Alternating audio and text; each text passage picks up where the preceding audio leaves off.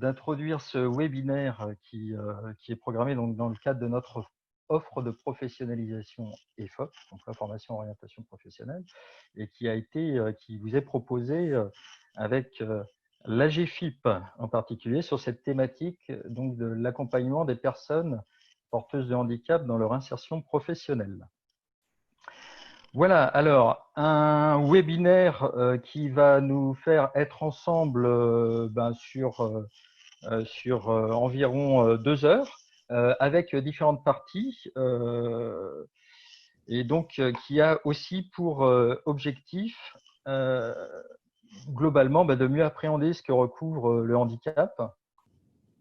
Puis par ailleurs, il est souhaité, ce webinaire, pouvoir être le plus interactif possible. On va voir, hein, vu qu'on est nombreux, en quelle mesure on peut justement privilégier le plus possible d'interactivité. Mais donc l'idée, c'est d'enrichir ces pratiques en termes de deuxième objectif, d'accompagnement de personnes en situation de handicap.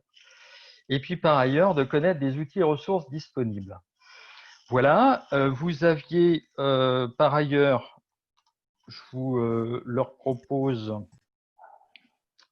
alors excusez-moi, le temps de basculer 2 fenêtres et de revenir au bon endroit. Bonjour, Voilà. excusez-moi. Pas de souci. Bonjour, excusez-moi du retard. Je vous en prie. Bienvenue. Et donc, vous avez pu découvrir pour certains le programme qui sert cet objectif. Donc, principalement, pour aller assez rapidement en introduction, donc d'abord un premier temps plus avec des intervenants côté AGFIP pour traiter de la question de l'accompagnement et du handicap autour de 3 thématiques, notamment quid en regard du contexte, de la situation des personnes et des mesures d'accompagnement, donc avec des points d'actualité. Une deuxième dimension qui va être d'évoquer avec vous des outils au service du projet professionnel dans la partie amont à la qualification. Et puis enfin, un focus sur un dispositif ressources handicap formation. Ce premier temps-là, on devrait l'aborder ensemble pendant une petite demi-heure et puis ensuite on aura un deuxième temps un petit peu plus conséquent qui lui reviendra sur la notion de handicap et puis par ailleurs sur ce qu'il en est des postures et pratiques en regard de l'accompagnement. Voilà, et puis je vous le disais, interactivité, échange. Donc vous avez le module conversation, peut-être dans un premier temps, on va plus être dans une partie apport, un petit peu plus. Enfin, on va voir, hein, sentez-vous libre aussi de pouvoir poser des questions et en fonction de comment on arrivera à gérer les interactions, soit on le fera plutôt vidéo audio ou soit on privilégiera plutôt les questions écrites. Et puis, il me reste à vous dire par ailleurs que ce webinaire est enregistré et sera disponible sur notre site du Carrefour, Choisir mon métier pro. Je vous affiche la page actuellement et vous pouvez y accéder dans la partie ressources professionnalisation de notre site, donc pro.choisir mon métier Pays de la Loire, et puis notamment dans la section webinaire. Voilà, une fois que je vous ai dit ça, écoutez, je vais arrêter le partage. Je crois que je vous ai présenté les principaux éléments. Donc, on a un certain nombre d'intervenants aujourd'hui qui se présenteront au fur et à mesure de leur intervention. Ce que je vous propose dans un premier temps, ça va être de tester aussi quelques outils d'interactivité ensemble, notamment pour ceux qui le connaissent à partir d'un outil WooClap, on va tout de suite se faire la main ensemble. Alors, je vais juste vous demander de vous positionner par rapport à une carte. Donc, pour ce faire, écoutez, je vous partage les éléments qui vous permettent de vous connecter. Ma collègue Claire va mettre dans la fenêtre conversation l'adresse Internet pour que vous n'ayez que le copier-coller à faire. Et donc, soit par smartphone ou par une fenêtre de navigation, vous allez pouvoir tout de suite vous positionner sur Eh bien, cette carte des Pays de la Loire, qui n'est pas forcément très grande dans ce que vous en verrez, mais n'hésitez pas à indiquer où vous êtes actuellement. Alors, ça va, les informations qui vous sont demandées ne sont pas trop détaillées, hein. Et c'est juste pour se faire la main. On aura peut-être quelques petits sondages encore ensuite, WooClap. Donc voilà, n'hésitez pas.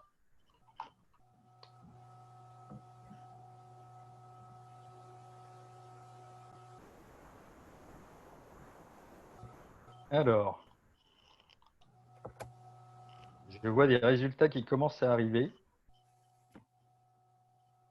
Je laisse un petit peu de temps, hein, parce que je sais qu'il faut le temps de la manipulation, soit prendre le smartphone, soit prendre le navigateur. Excusez-moi, j'ai pas compris comment on fait pour accéder à la carte.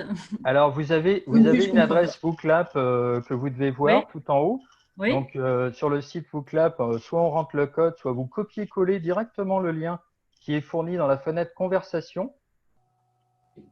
Normalement, vous devez le trouver dans la fenêtre conversation. Vous copiez-collez dans la barre de votre navigateur et vous devez arriver directement sur cette carte. Là, je vois qu'il y a une vingtaine de personnes là, qui sont en train de positionner. Donc, on attend un petit peu, mais c'est pour se lancer, se mettre en bouche dans la dynamique de sondage avec cet outil. Et pour ceux qui ne l'ont pas utilisé, ben, le tester tout simplement. Donc là, 28, 29, ça augmente. Là, sur les quelques 70, on est presque à la moitié. J'attends encore un tout petit temps et puis on va regarder ce qu'il en est des résultats. Excusez-moi, est-ce qu'il serait possible d'enlever le partage d'écran parce que j'arrive pas à accéder à mon navigateur si je suis en partage d'écran. Je sais pas si je suis. Moi, c'est pareil, j'arrive pas à ouvrir une fenêtre pour coller. Ouais, le En partage fait, d'écran faut fait double, que. Même chose. c'est un double clic pour le mettre en petit. Ben, Émilie, il non, faut faire un double clic. Double clic pour le mettre en petit. Sinon, vous faites échappe. Ah, ça Oui. y est, c'est bon, C'est bon pardon. pour vous? C'est bon. Échappe ne Ok. marchait pas, mais c'est le double clic a fonctionné. C'est très bien. D'accord. Merci. Et c'est la magie du collaboratif. Merci à vous. Bon, écoutez, l'idée, c'était vraiment de tester. Je laisse encore un tout petit peu de temps pour ceux qui sont en cours de test. Et puis, bah, vous l'avez bien compris, on a par ailleurs un programme assez fourni. Donc, on va regarder ce qu'il en est des résultats. Bah, écoutez, voilà ce que ça donne. Donc, bah, écoutez, je commande pas plus, mais il y a quand même une répartition, une certaine répartition de votre origine actuellement là en localisation géographique. Voilà, écoutez, c'était juste pour se mettre en jambe. Ce que je vous propose maintenant, eh bien, c'est bah, d'arrêter ce partage et puis d'en venir directement ben, à la première partie. Et donc, pour ce que je vous en disais, ben, la première partie, ça va être plus lié à l'accompagnement et le handicap et notamment les notions d'actualisation, enfin, qu'est-ce qu'il en est par rapport au contexte, les outils au service du projet professionnel pour le bénéficiaire, ainsi qu'un focus sur un dispositif ressources handicap formation. Alors, pour ce qu'il en est du contexte, ben, on sort tout juste d'une période un peu particulière, à tout le moins, et donc nous souhaitions commencer cette séquence de travail par un point global en fait sur l'emploi et la formation des personnes en situation de handicap et qui semblait s'améliorer depuis quelques années, mais dans le contexte actuel, ben, Monsieur Emwenge, est-ce que d'abord vous pouvez vous présenter, puis par ailleurs, à l'issue de votre présentation, est-ce que vous pourrez nous éclairer sur l'impact effectif de cette crise sur l'accompagnement vers et dans l'emploi et la formation des personnes en situation de handicap, s'il vous plaît?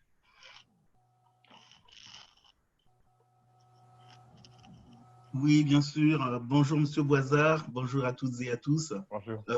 Tout d'abord, je souhaiterais vous remercier de votre présence à ce webinaire au nom de la GFIP qui organise donc en partenariat avec le CARIFOREF, mais aussi avec la Directe, même si elle n'est pas représentée aujourd'hui, parce qu'à l'origine, cette action était prévue dans le cadre du PRITH, le plan régional d'insertion des travailleurs handicapés, même si la forme a évolué pour donner ce que c'est aujourd'hui et on en est satisfait. En tout cas, merci d'être là, aussi nombreux. J'espère qu'on ne va pas vous perdre au fur et à mesure.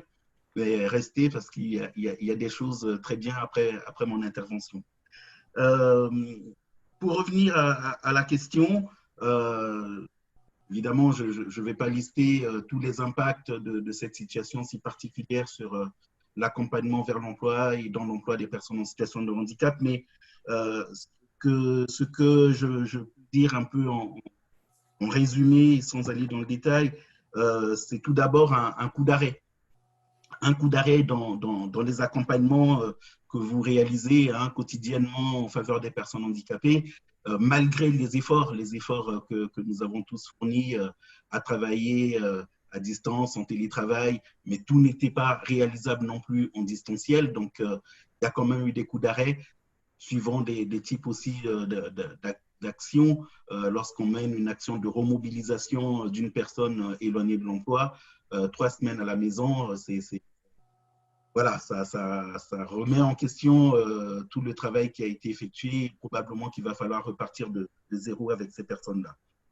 Coup d'arrêt également dans les recrutements dans les entreprises, puisque on le disait, M. Boissard le disait, on avait plutôt un contexte favorable, puisque les chiffres de l'emploi des personnes handicapées augmentaient, ne serait-ce que pour le réseau Cap Emploi, on était à plus de 55 000 placements par an au niveau national, ce n'est pas négligeable. Voilà, de façon très globale, même si le taux d'emploi de 6% n'est pas atteint au niveau national à ce jour, on est autour de 4%. Il faut quand même savoir que plus de la moitié des entreprises assujetties à l'obligation d'emploi, donc celles de 20 salariés et plus, ont leur quota, atteignent leur quota, plus de la moitié. Donc, il n'y a que moins de la moitié qui contribuent à la GFIP. Et puis, savoir aussi que plus de 90% des entreprises assujetties à cette obligation d'emploi embauchent au moins une personne en situation de handicap. Donc, l'emploi des personnes handicapées a énormément progressé dans la société française et porté aussi par tout le corps social, y compris par les arts, le cinéma, etc. On se souvient de films excellents sur la thématique. Voilà. Donc, on avait un contexte plutôt favorable, y compris sur le plan de la formation, particulièrement au Pays de la Loire, puisque l'accès des personnes handicapées à la formation dans les offres de la région augmentait d'année en année. Il y a même des programmes de la région où les personnes handicapées représentaient jusqu'à 15%, voire plus, des effectifs. Donc, c'est pas rien. C'est vraiment pas rien. C'était même très positif. En apprentissage, nous sommes, je pense, la première région de France puisque les personnes en situation de handicap représentent un peu moins de 3%. Au niveau national, c'est moins de 1%. Voilà. Donc, on avait des éléments positifs, mais il y a eu ce contexte. On verra ce que ça va donner lorsqu'on aura les statistiques un peu plus tard. Mais en tout cas, les coups d'arrêt se ressentent sur les recrutements et sur les recrutements en période de stage. Et on sait que c'est un outil que vous utilisez avec pertinence et un outil très important dans les parcours. Coup d'arrêt également dans la gestion des situations de maintien, parce que on parle d'accompagnement des personnes en situation de handicap, mais j'entends bien accompagnement tout au long de la vie. Les personnes qui sont déjà insérées peuvent nécessiter également un accompagnement lorsque le handicap survient ou s'aggrave au cours de la vie professionnelle. On parle alors de situation de maintien dans l'emploi, et là aussi, dans ce contexte de distanciation et de gestion du plus urgent, certaines situations ont pu être mises de côté pendant cette période.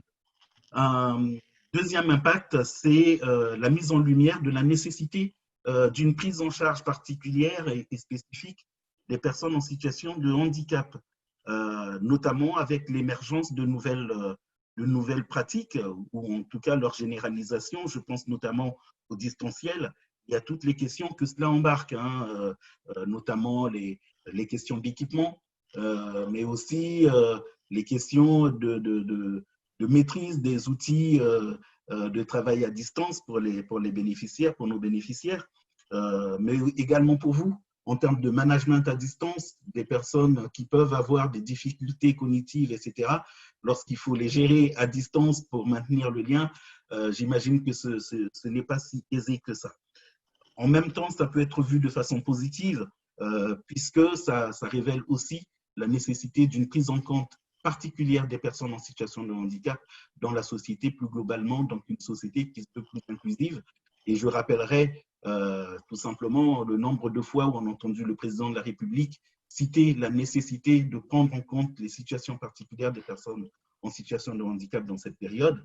Et je disais encore ce matin même que l'OIT, l'Organisation internationale du travail, préconise le caractère inclusif, en tout cas, de toutes les politiques de relance pour que ça puisse marcher, puisque les personnes handicapées aujourd'hui sont peut-être en avance en termes de besoins d'équipement que ce qu'on a connu pour le reste du public.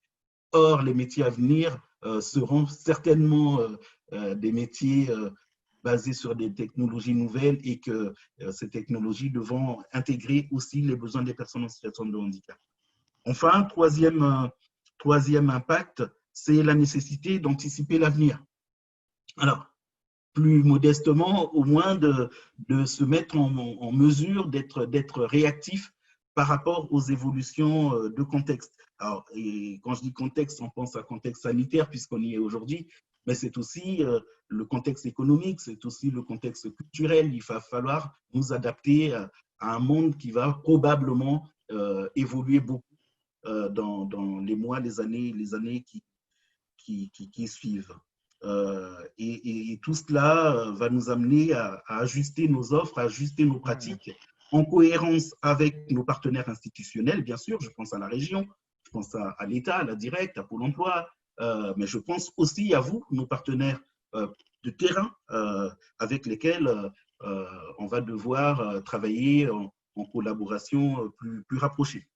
Et justement, alors merci, c'est Mwenge, justement comment la GFIP, dès lors, compte-t-elle orienter son action sur ces champs que vous avez évoqués, et notamment de l'orientation de l'accompagnement dans les semaines et les mois à venir, au vu des prévisions quand même pessimistes, effectivement, sur le plan économique et social?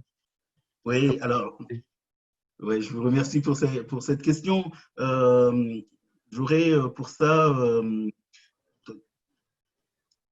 trois grandes idées. La première, c'est la sécurisation des parcours, je reviendrai. La seconde, ce sera l'accompagnement et l'appui des partenaires. Et enfin, le partenariat institutionnel, je viens d'en parler. Oui. La sécurisation des parcours, c'est vraiment l'approche aujourd'hui qu'a la GFIP de l'accompagnement des personnes en situation de handicap vers et dans l'emploi. Il faut sécuriser les parcours. Cela veut dire pour nous répondre aux besoins de la situation. C'est un grand changement pour ceux qui ont travaillé avec la GFIP depuis quelques années, depuis plusieurs années, puisque nous sortons d'une approche très liée au cadre, au statut, etc., pour être dans une approche plus globale des situations et apporter une réponse à la situation. Pour donner un exemple, on est passé d'une offre d'intervention, d'une offre d'aide qui comptait plus de 50 aides à une offre resserrée autour d'une quinzaine d'aides.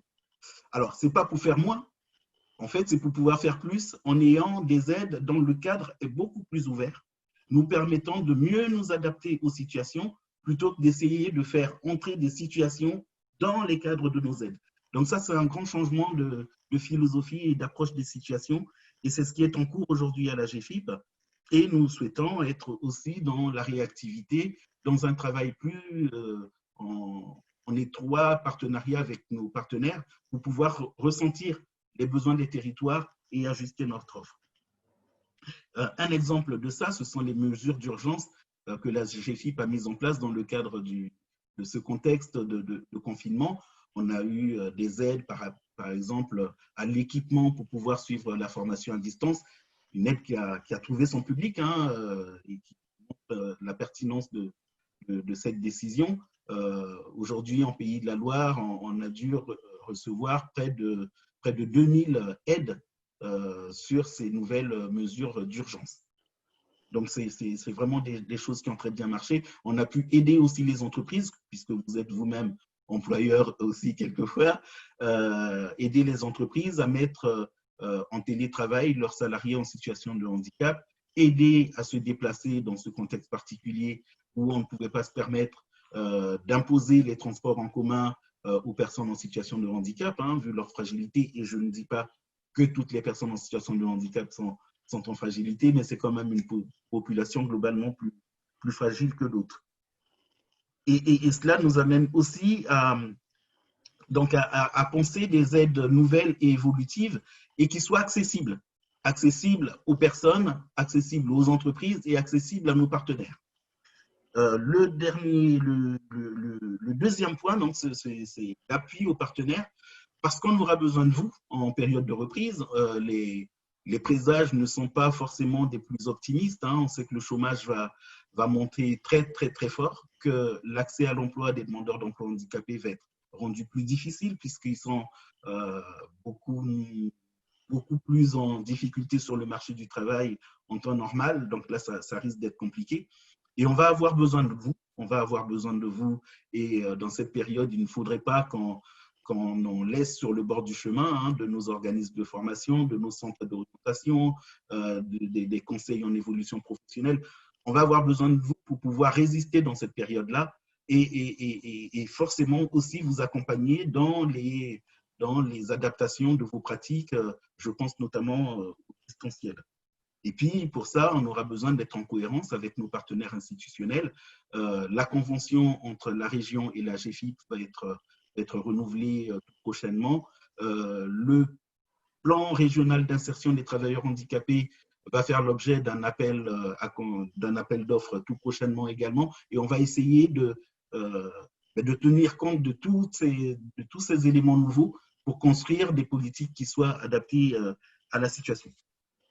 Ok, merci. Ça, c'est pour les éléments effectivement de contexte et puis pour le coup, ce que vous pouvez envisager, proposer, les différents chantiers à venir très très rapidement. Enfin, on est déjà dedans. Merci pour ce premier point. Le deuxième point qu'on souhaitait aborder, donc on va zoomer un petit peu plus là maintenant sur les outils justement au service du projet professionnel pour le bénéficiaire, si vous le souhaitez.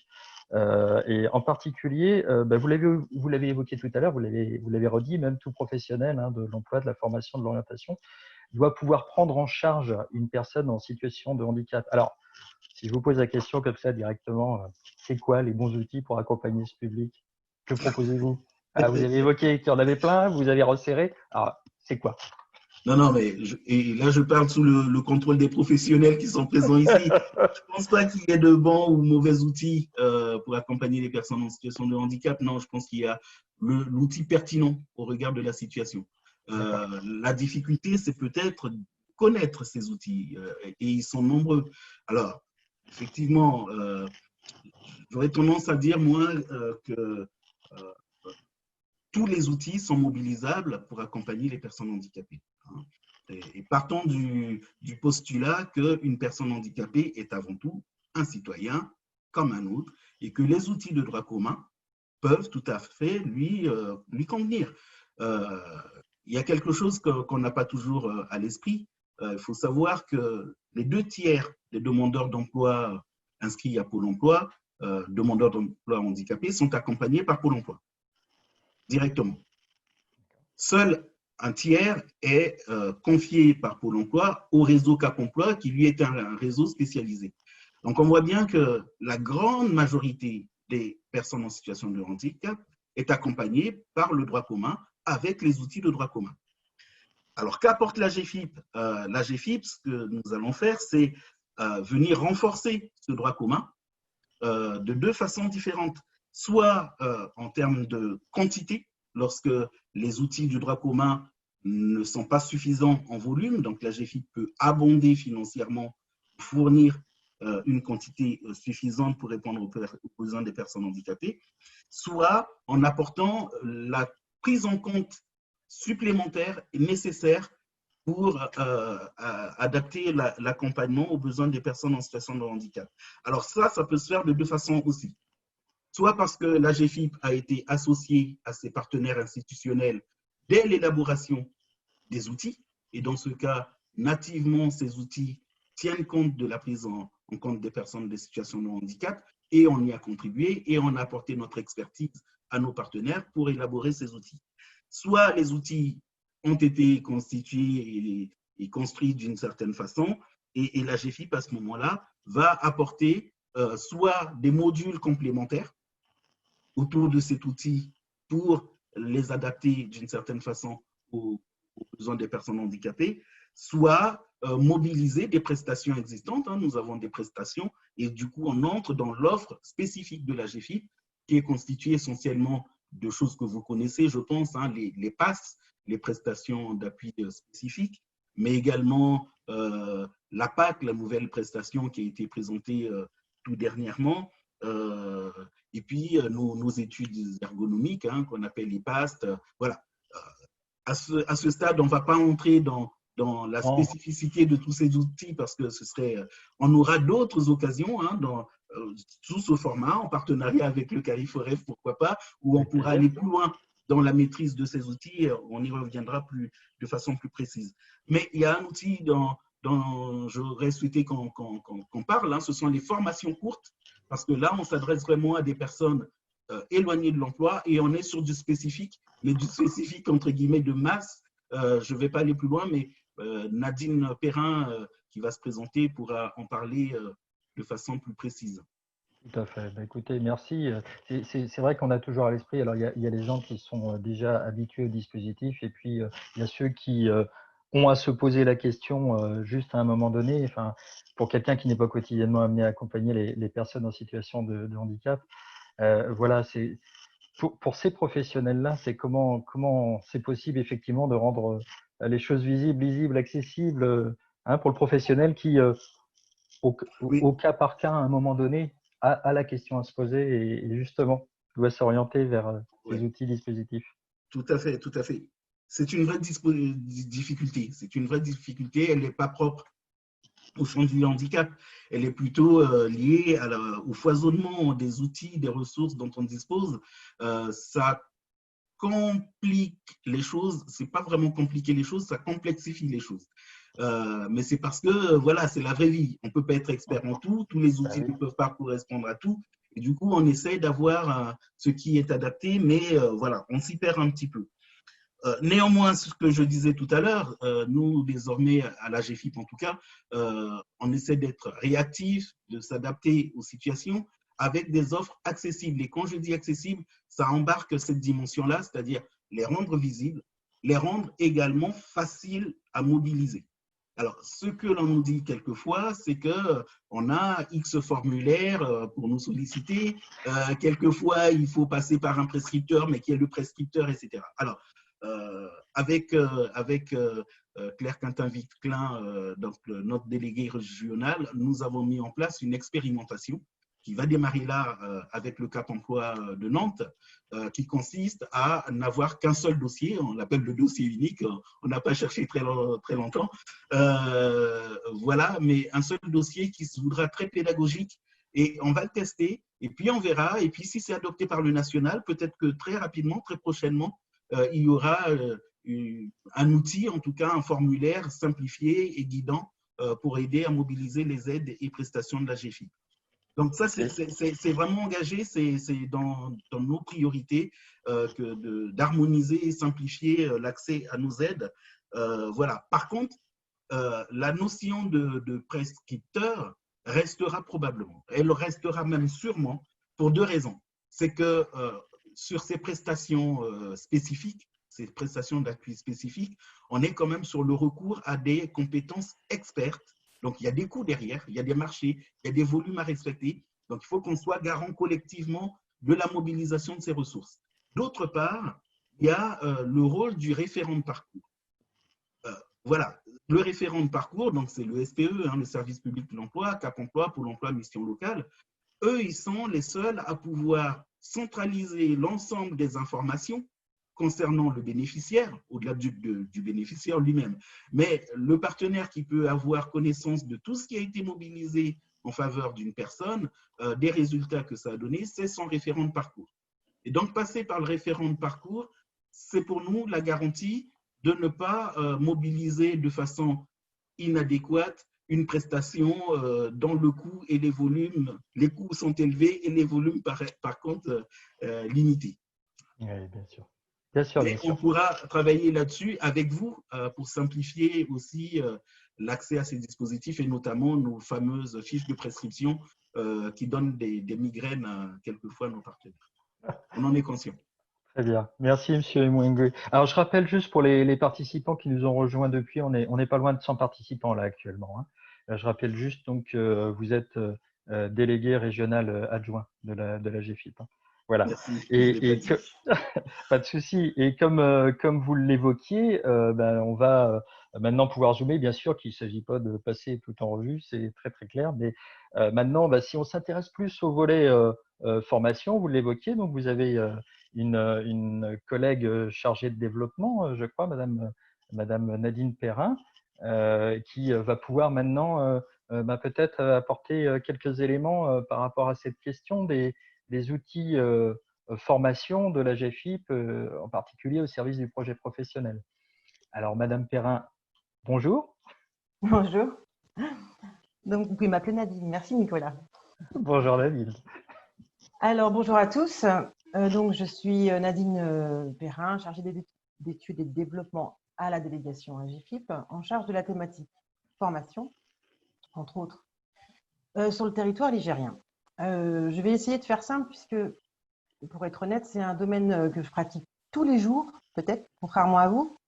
Donc, je vais essayer d'être le plus schématique et le plus simple possible. Et je serai disponible après pour plus de précision si pour le coup j'étais trop simple. Donc, du droit commun au droit spécifique. La formation, comme l'a dit Laskin, est un axe très fort de la GFIP, de l'offre de service AGFIP. Donc, je ne vais pas revenir sur ce qui a été dit. Concernant les demandes qui peuvent nous être envoyées, il faut avoir en tête 3 données essentielles. Donc, nous intervenons en cofinancement du droit commun. Le droit commun étant très simplement Pôle emploi, le CPF, les OPCO, le droit qui est accessible à tous. Nous intervenons sur les coûts pédagogiques, jamais sur la rémunération, par exemple. Et nous intervenons aussi sur prescription d'un conseiller, d'un professionnel du SPE, Service public de l'emploi. Ça, c'est 3 données assez importantes à savoir. Nous intervenons pour les demandeurs d'emploi inscrits à Pôle emploi, incluant les entrepreneurs en voie de création d'activité ou en activité partielle, la base étant l'inscription à Pôle emploi. Le suivi peut être fait par, bien évidemment, un conseiller Pôle emploi, un conseiller Cap emploi ou mission locale. Donc, nous avons des aides individuelles, ce que nous appelons.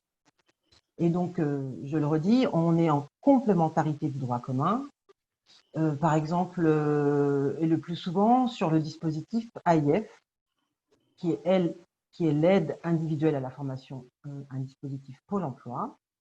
Nous avons un montant conventionnel qui a été décidé avec Pôle emploi et la Directe, qui est de 800 € pour toute demande, plus 300 € d'abondement CPF, du fait que l'applicatif de la CDC n'est pas encore prêt, nous avons décidé, la GFIP, de donner 300 € à toute personne en situation de handicap, en plus, c'est ce qu'on appelle l'abondement CPF, qui était valable jusqu'au printemps 2020, mais du fait de la pandémie est repoussé à septembre 2020. Donc à ce jour, sur les aides AIF, ce qu'on appelle communément AIF, nous intervenons à hauteur de 1100 €. Ces demandes, elles sont transmises par un conseiller et il est probable, parfois ça arrive, qu'on nous demande plus et là on fait comme toujours, un peu du cas par cas. On est rarement dans la masse, on fait beaucoup de cas par cas. Mais c'est toujours à demander auprès de la GFIP, particulièrement à mon encontre. Nous avons aussi plus confidentiellement, je dirais, une aide qui s'appelle les surcoûts en compensation du handicap. Donc, ce que nous entendons par la compensation du handicap, c'est sur un parcours de formation, il peut y avoir des heures supplémentaires, des besoins pédagogiques particuliers, spécifiques, qui engendrent un coût. Et là, effectivement, nous pouvons intervenir en plus de ce que nous allons intervenir communément sur les 1100 €. Ces demandes sont, encore une fois, au cas par cas, et elles peuvent être seulement sur les surcoûts ou sur du 100%. Et pour le 100% sur un parcours de formation, je vais vous donner un exemple qui est très parlant, sur lequel nous sommes intervenus quelques fois, c'est assez rare, pour des personnes en situation de handicap qui doivent rentrer sur un parcours de formation, par exemple offre région, la distance où le handicap fait que cette personne ne peut pas rentrer sur une offre région, donc qui est totalement assumée par la région. Le conseiller nous contacte et on voit ce que l'on peut faire. Elle doit bien sûr justifier et expliquer le pourquoi de la possibilité de rentrer sur l'offre région. Et on recherche le conseiller, pas Nadine Perrin, le conseiller recherche la formation qui ressemblerait à celle souhaitée, non loin de son domicile ou plus accessible pour cette personne. Et là, pour le coup, on est dans le surcoût, puisque la personne devait accéder au droit commun, elle n'y peut pas du fait de son handicap. Donc, nous sécurisons son parcours en intervenant à 100% sur la formation. Mais ça, c'est vraiment du cas particulier. C'est arrivé quelquefois et le mieux étant, c'est de nous contacter et on voit ce qu'on peut faire. Mais c'est arrivé. Et ça a permis donc à la personne d'entrer en formation. Voilà. Et de sécuriser son parcours. Nous avons une offre collective, la Skim l'a évoqué tout à l'heure, que l'on appelle la formation courte. Donc, c'est un dispositif de prestation collective sur l'ensemble du territoire ligérien. Nous avons un marché actuel qui date de 2017 et qui vit sa dernière année. Pour tout vous dire, une année un peu compliquée, en l'occurrence. Donc, les prestations sont au nombre de 11. Je ne vais pas toutes vous les détailler, mais voilà, je vous donne quelques exemples. Il y en a une qui s'appelle « Préparer un parcours d'insertion professionnelle », préparation à l'emploi, se remobiliser à l'emploi. Nous avons aussi une initiation et un perfectionnement informatique. Donc, ces 11 prestations sont assurées sur 9 lots, par 9 groupements d'organismes, sur l'ensemble du territoire et au plus près des personnes. Le but étant l'accès à la formation qualifiante ou l'accès à l'emploi. Donc, il s'agit, selon la prestation, de lever les freins qui peuvent être multiples, soit le handicap, par exemple le deuil de l'ancien métier, l'acceptation du handicap, ou périphérique. Nous avons quand même des bénéficiaires qui multiplient les handicaps. Donc, les périphériques, s'il s'agirait de social, financier, éloignement géographique, etc. Donc, la prestation ou les prestations, il s'agit bien là de repérer les difficultés, de tenter de les gommer, de retravailler sur des actions collectives. Et le collectif est important, de 8 à 12 personnes en temps partiel, bien évidemment.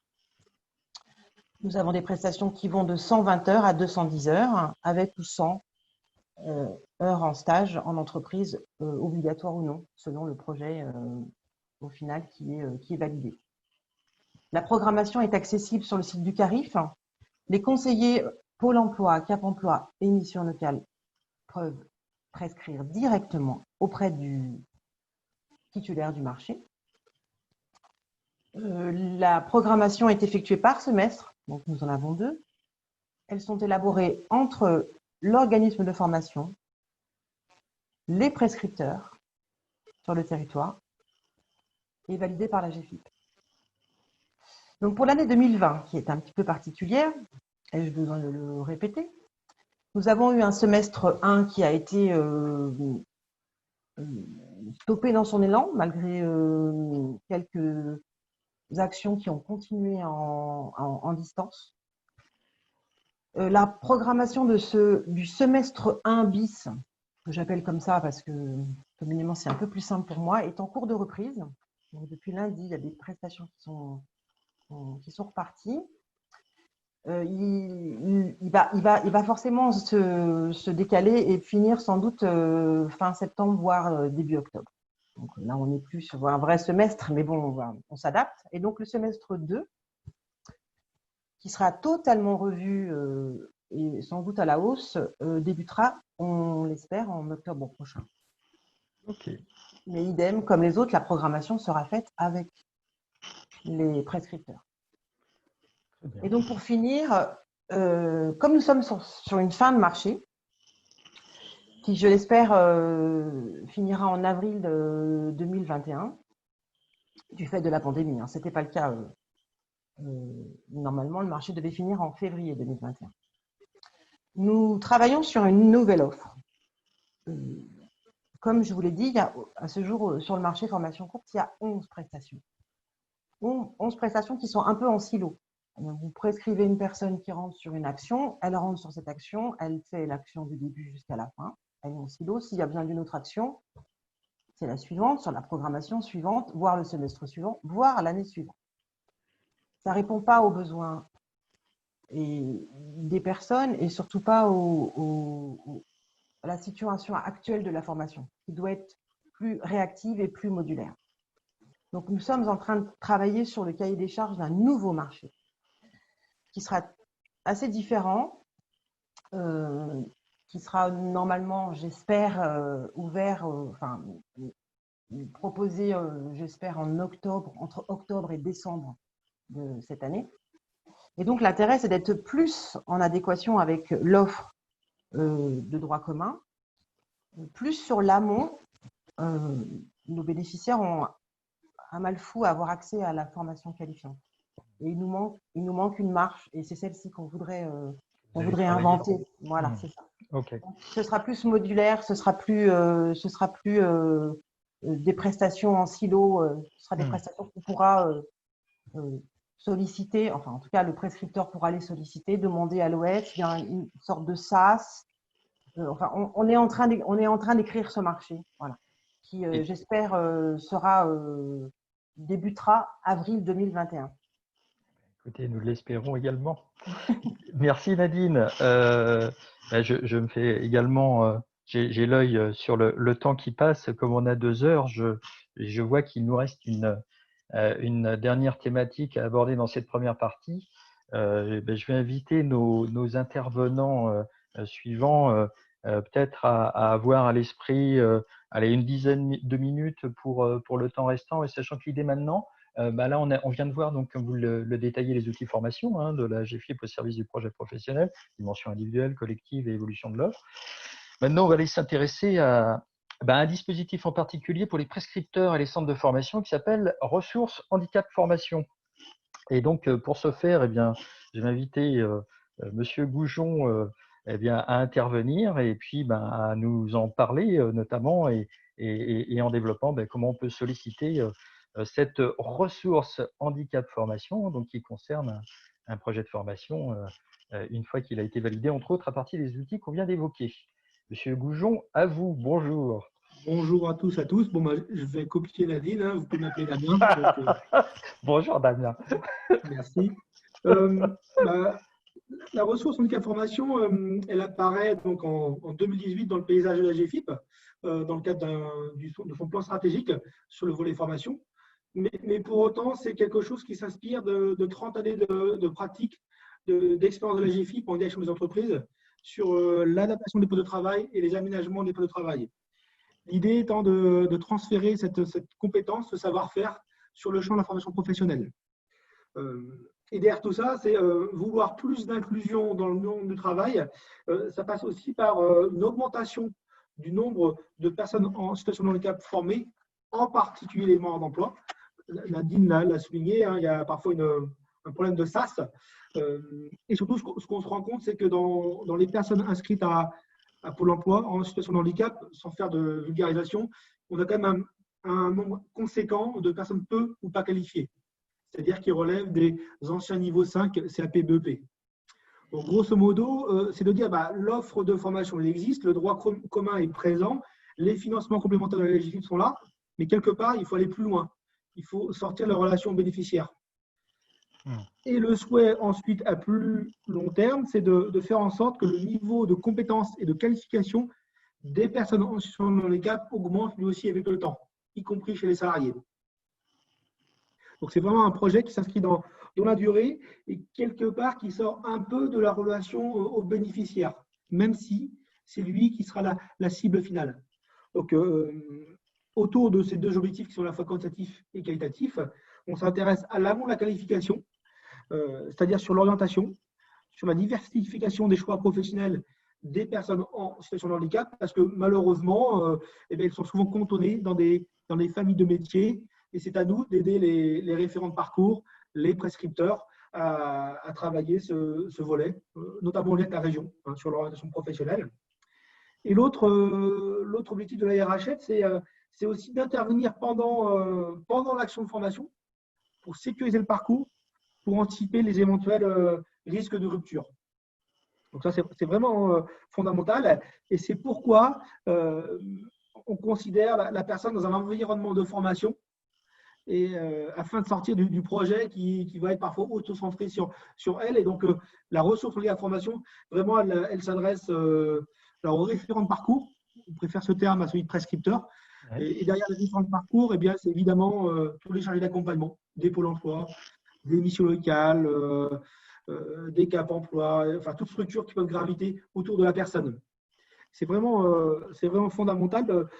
C'est aussi un changement. Hein, c'est quelque part, c'est aider ces personnes à accompagner les personnes vers la formation.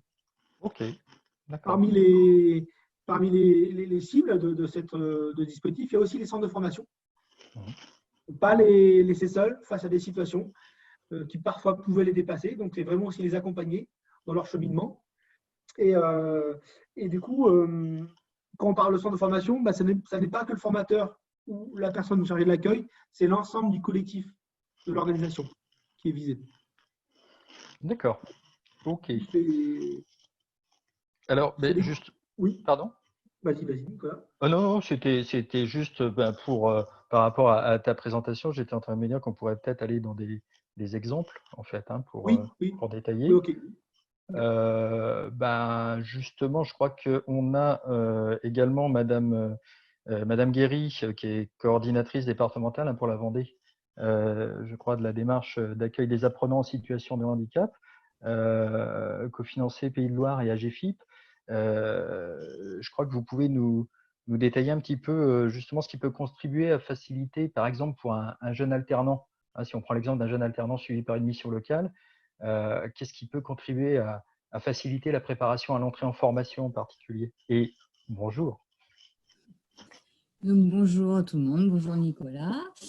Donc Estelle Guéry, coordonnatrice Vendée pour les apprenants en situation de handicap. Alors moi, je vais prendre une petite situation que j'ai eue il y a très peu de temps en fait, pour illustrer le propos. Donc, je repose un petit peu le cadre. Il y a un conseiller de mission locale qui a demandé à un jeune de 25 ans de prendre contact avec moi parce qu'en fait, ce dernier a un projet d'entrée, là, c'était en apprentissage. Donc, ce jeune m'a contacté par téléphone. Donc, nous avons échangé sur son projet d'entrée en formation. Donc, c'était en CAP hôtellerie, café, restauration. Pour être serveur en fait, hein, donc en formation, en apprentissage. Donc nous, on a échangé ensemble sur son parcours, sur les stages qu'il avait pu effectuer dans le métier, les difficultés qu'il avait pu rencontrer en entreprise et donc les points forts, hein, parce que là, pour le moment, il n'a pas d'entreprise. Et puis, on a aussi évoqué les éventuels besoins qu'il pouvait avoir en formation, ce qu'il avait un petit peu plus de mal à exprimer en fait. C'est-à-dire que pour lui, tout allait bien, mais ça faisait quand même un petit moment qu'il était déscolarisé. Donc, il y avait peut-être des petites choses à évoquer, à échanger. Et donc, je lui ai présenté la possibilité de mettre en place une PAS, donc une prestation d'appui spécifique, pendant la formation pour mieux définir en fait les moyens de compensation, aussi bien au centre de formation qu'en entreprise. Voilà. Et puis, dans les échanges, on a fait une mise en relation avec le référent handicap de l'organisme de formation qui était concerné par cette formation. Enfin, il y en avait plusieurs, mais lui avait ciblé déjà une commune, enfin une ville sur laquelle il voulait faire sa formation. Donc, en fait, je l'ai orienté plutôt vers le référent handicap de cet organisme de formation. OK. Et donc, juste pour revenir, pour contribuer en fait à faciliter la préparation, ce qui aurait pu être vraiment facilitateur, ça aurait été que le conseiller de mission locale me contacte en amont pour que je puisse avoir des éléments et qu'on puisse échanger sur la situation. Parce que, par exemple, tous les acteurs du SPE ont les mêmes outils des PAS et du coup, c'est vrai que ces prestations d'appui spécifiques peuvent être faites avant la formation et donc ça permet de sécuriser d'autant plus le parcours ensuite en formation. Donc, ça aurait été, là, ça aurait été quelque chose, un échange vraiment constructif pour mieux accompagner peut-être ce jeune. Merci pour ces éléments, Estelle. Je vais maintenant voir un petit peu plus sur un autre domaine. Donc, pendant un parcours de formation en particulier pour un demandeur d'emploi, dans le cadre d'une réorientation, la question qu'on peut se poser également, c'est finalement auprès de qui peut s'adresser son conseiller Pôle emploi pour obtenir les informations sur les aides mobilisables. Et pour ce type de questions, pour l'approfondir, on l'a déjà évoqué, hein, le vers qui s'adresser. Mais là, je vais m'adresser à Madame Pajot. Françoise, bonjour Françoise, et vous inviter à préciser, à vous présenter également, puis à préciser en quoi consistent ces aides et lesquelles sont-elles. Merci. Bonjour à tous, bonjour Nicolas. Oui, alors Françoise Pajot, coordonnatrice sur le département du Maine-et-Loire pour tous les apprenants en situation de handicap. Donc effectivement, vous évoquez le projet professionnel. Lorsqu'un projet professionnel est suffisamment travaillé, on va dire avec le référent de parcours, lorsque le projet professionnel, lorsque la formation a été identifiée avec ce référent de parcours, que les freins à l'emploi ont été repérés, voire levés, que tous les paramètres d'accès à la formation ont également été identifiés, il convient pour ce référent de parcours de se mettre en lien soit avec le référent handicap de l'organisme de formation, s'il le connaît, et s'il ne le connaît pas, de se rapprocher du coordonnateur départemental, que nous sommes donc dans les 5 départements Pays de la Loire. Ce peut être aussi un conseiller Cap Emploi qui fera le lien avec le coordo, et ce peut être aussi tout simplement la RHF, Damien vous l'a présenté tout à l'heure. Donc voilà, donc il y a de toute façon des acteurs présents dans les 5 départements, d'où l'intérêt vraiment d'une connaissance mutuelle de ces acteurs locaux. Quand on se connaît bien, généralement, les liens se font tout naturellement. Donc le référent de parcours, c'est un acteur incontournable, de même qu'un référent handicap l'est sur son organisme de formation. Donc ça permet de faire ces liens-là et ça permet de vérifier justement ce qui a pu être mis en œuvre et ce qui doit être mis en œuvre pour la formation. Je pense notamment à des petites choses, la RQTH, voilà, savoir si la RQTH elle est en cours, elle est notifiée, si elle n'a pas été faite. Estelle vous a présenté des prestations d'appui spécifiques. Eh bien, ça permet de vérifier où en sont-elles, est-ce qu'elles ont été menées à terme ou pas, et auquel cas, eh bien, il s'agira effectivement de poursuivre ces prestations d'appui spécifiques. Donc, moi, j'ai en mémoire, Estelle vous a présenté une situation, j'ai en mémoire une situation d'un parcours un référent de parcours de Pôle emploi qui est venu vers moi par rapport à une situation d'un projet professionnel. C'était une réorientation, une personne qui s'était déscolarisée depuis plusieurs années, qui avait gravité de petit contrat en petit contrat en intérim et qui a travaillé son projet. Une fois que le projet a été validé, il est arrivé en formation sur une formation de boucher. Et nous avons, avec le référent handicap, mené une prestation d'appui spécifique. Alors, pour ceux qui connaissent un appui d'expert au projet professionnel pour identifier les techniques de compensation en entreprise et en centre de formation.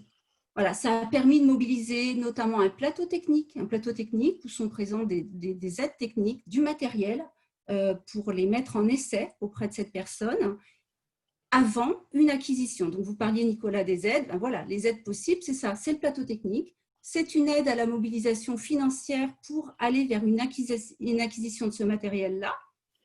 Mais ce peut être également des aides qui sont beaucoup plus larges, qu'on retrouve dans l'offre de services de la GFIP.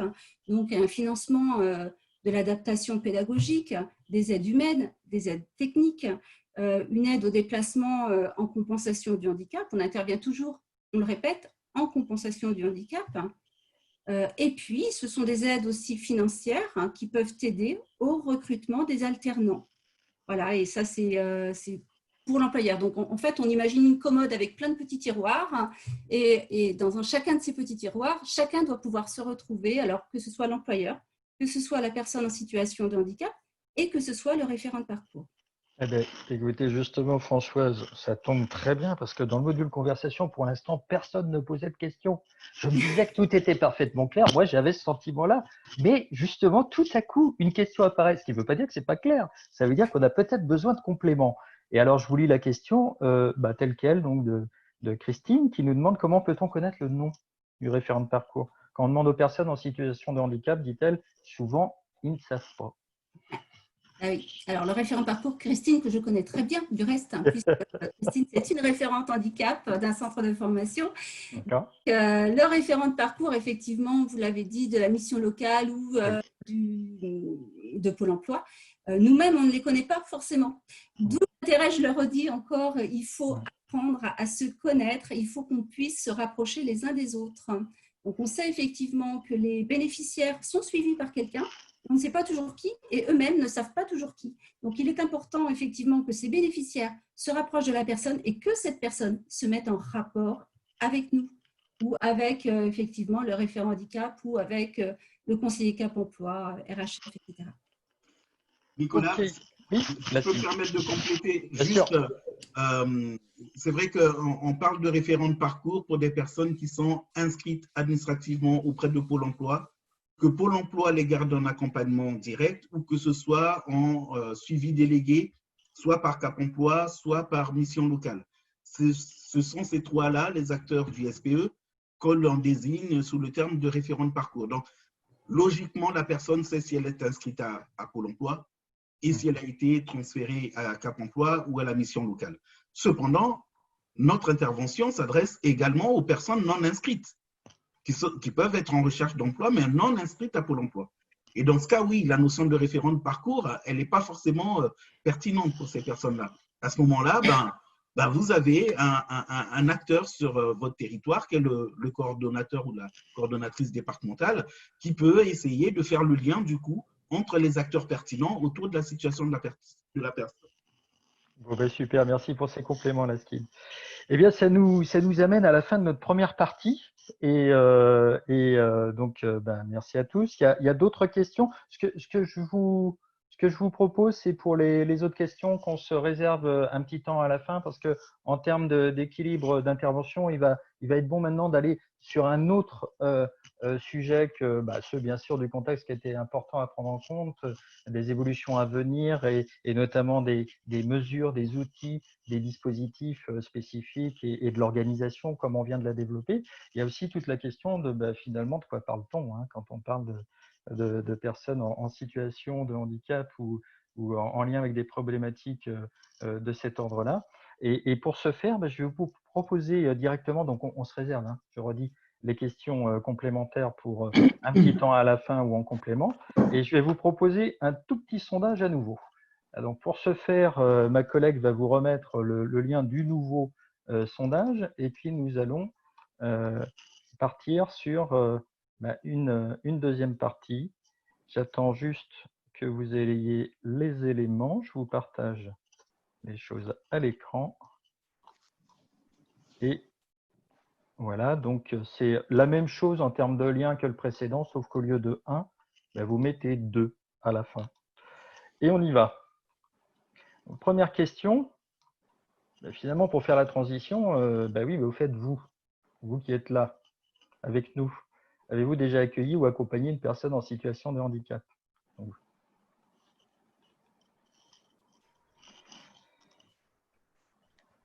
Sachant qu'il y a les 3 options qui vous sont proposées, le oui, le non. Alors un non qui a augmenté, un non qui a diminué, mais ça c'est la proportion.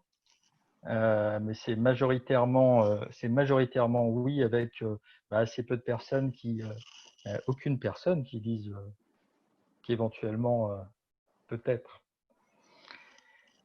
Voilà, je laisse encore un tout petit peu de temps pour équilibrer les pourcentages, mais on voit la tendance quand même se confirmer. Et dès lors, ce que je vous propose dans un second temps à la suite, c'est de se poser la question, donc j'arrête là, juste ce sondage, donc on voit que c'est majoritairement oui. Et dès lors, si on devait se poser cette question-là, vous qui en avez eu l'expérience, qu'est-ce qui vous vient spontanément à l'esprit par rapport à ces expériences d'accueil ou d'accompagnement de personnes en situation de handicap? Alors allez-y, ça va nous faire normalement un mur de mots.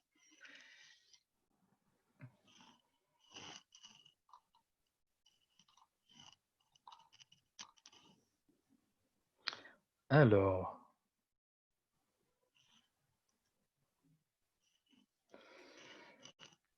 eh bien, écoutez, ça se construit.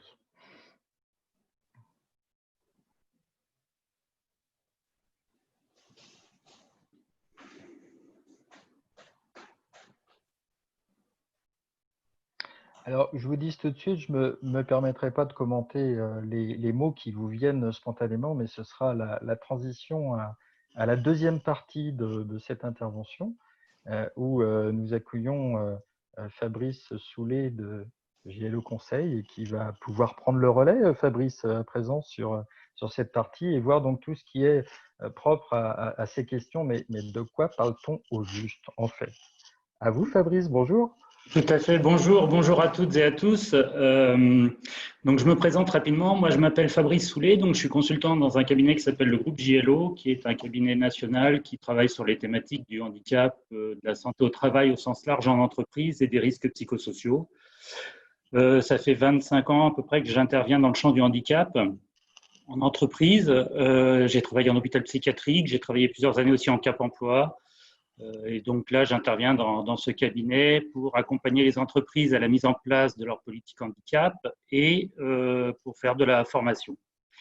Donc en fait, l'objectif aujourd'hui de mon intervention, c'est qu'on essaye de réfléchir tous ensemble sur le mot handicap, puisque depuis tout à l'heure, j'entends parler de handicap, on parle tous les jours de handicap, mais je pense que si je vous demande quelle est votre définition du handicap, on est combien? 100 participants là, je vois. Je pense que je dois avoir à peu près 80 définitions différentes.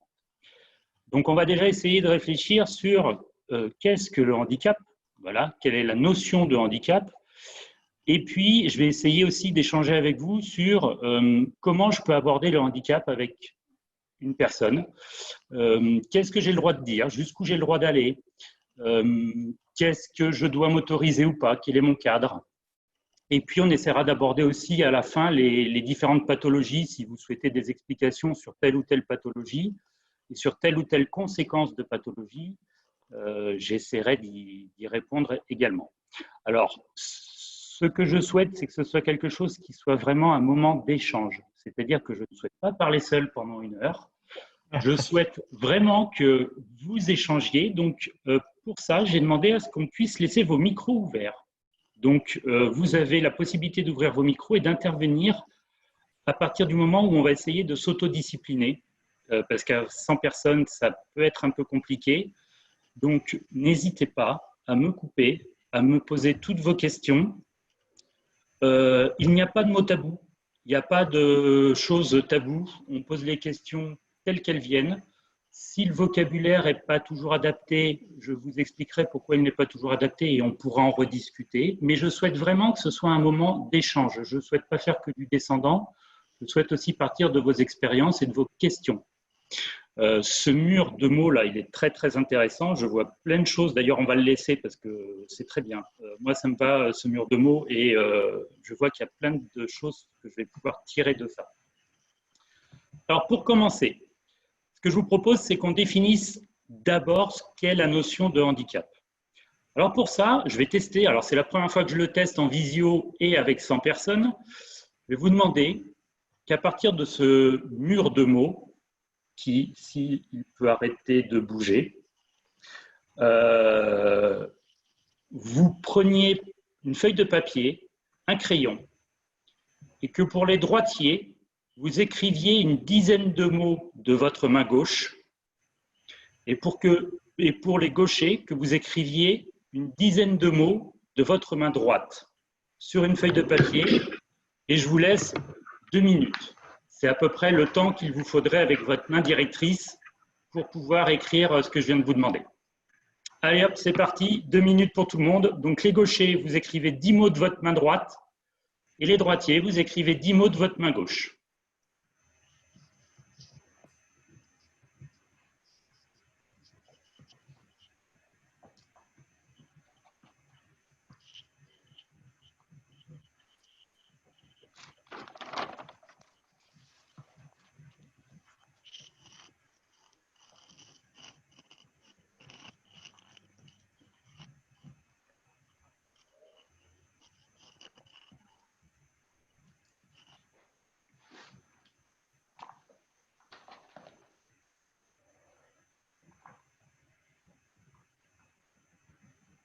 Allez, stop.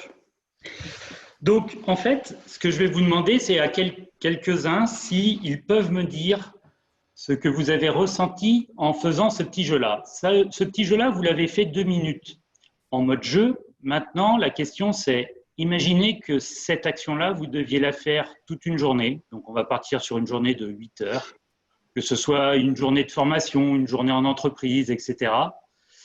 À votre avis, qu'est-ce que vous avez ressenti ou qu'est-ce que vous ressentiriez si vous deviez faire ça 8 heures par jour? Donc, je vais demander à quelques-uns de prendre la parole, si vous le voulez bien, et de m'expliquer ce que vous avez pu ressentir. Moi, je veux bien commencer. Moi, je dirais que ça demande tout de suite beaucoup de concentration pour bien ajuster la main avec le crayon. Une fatigue, oui, je peux comprendre. Tout de suite, j'ai pensé aux personnes en situation de handicap, à la fatigue qu'ils pouvaient ressentir, parce que là, tout de suite, la concentration est intense.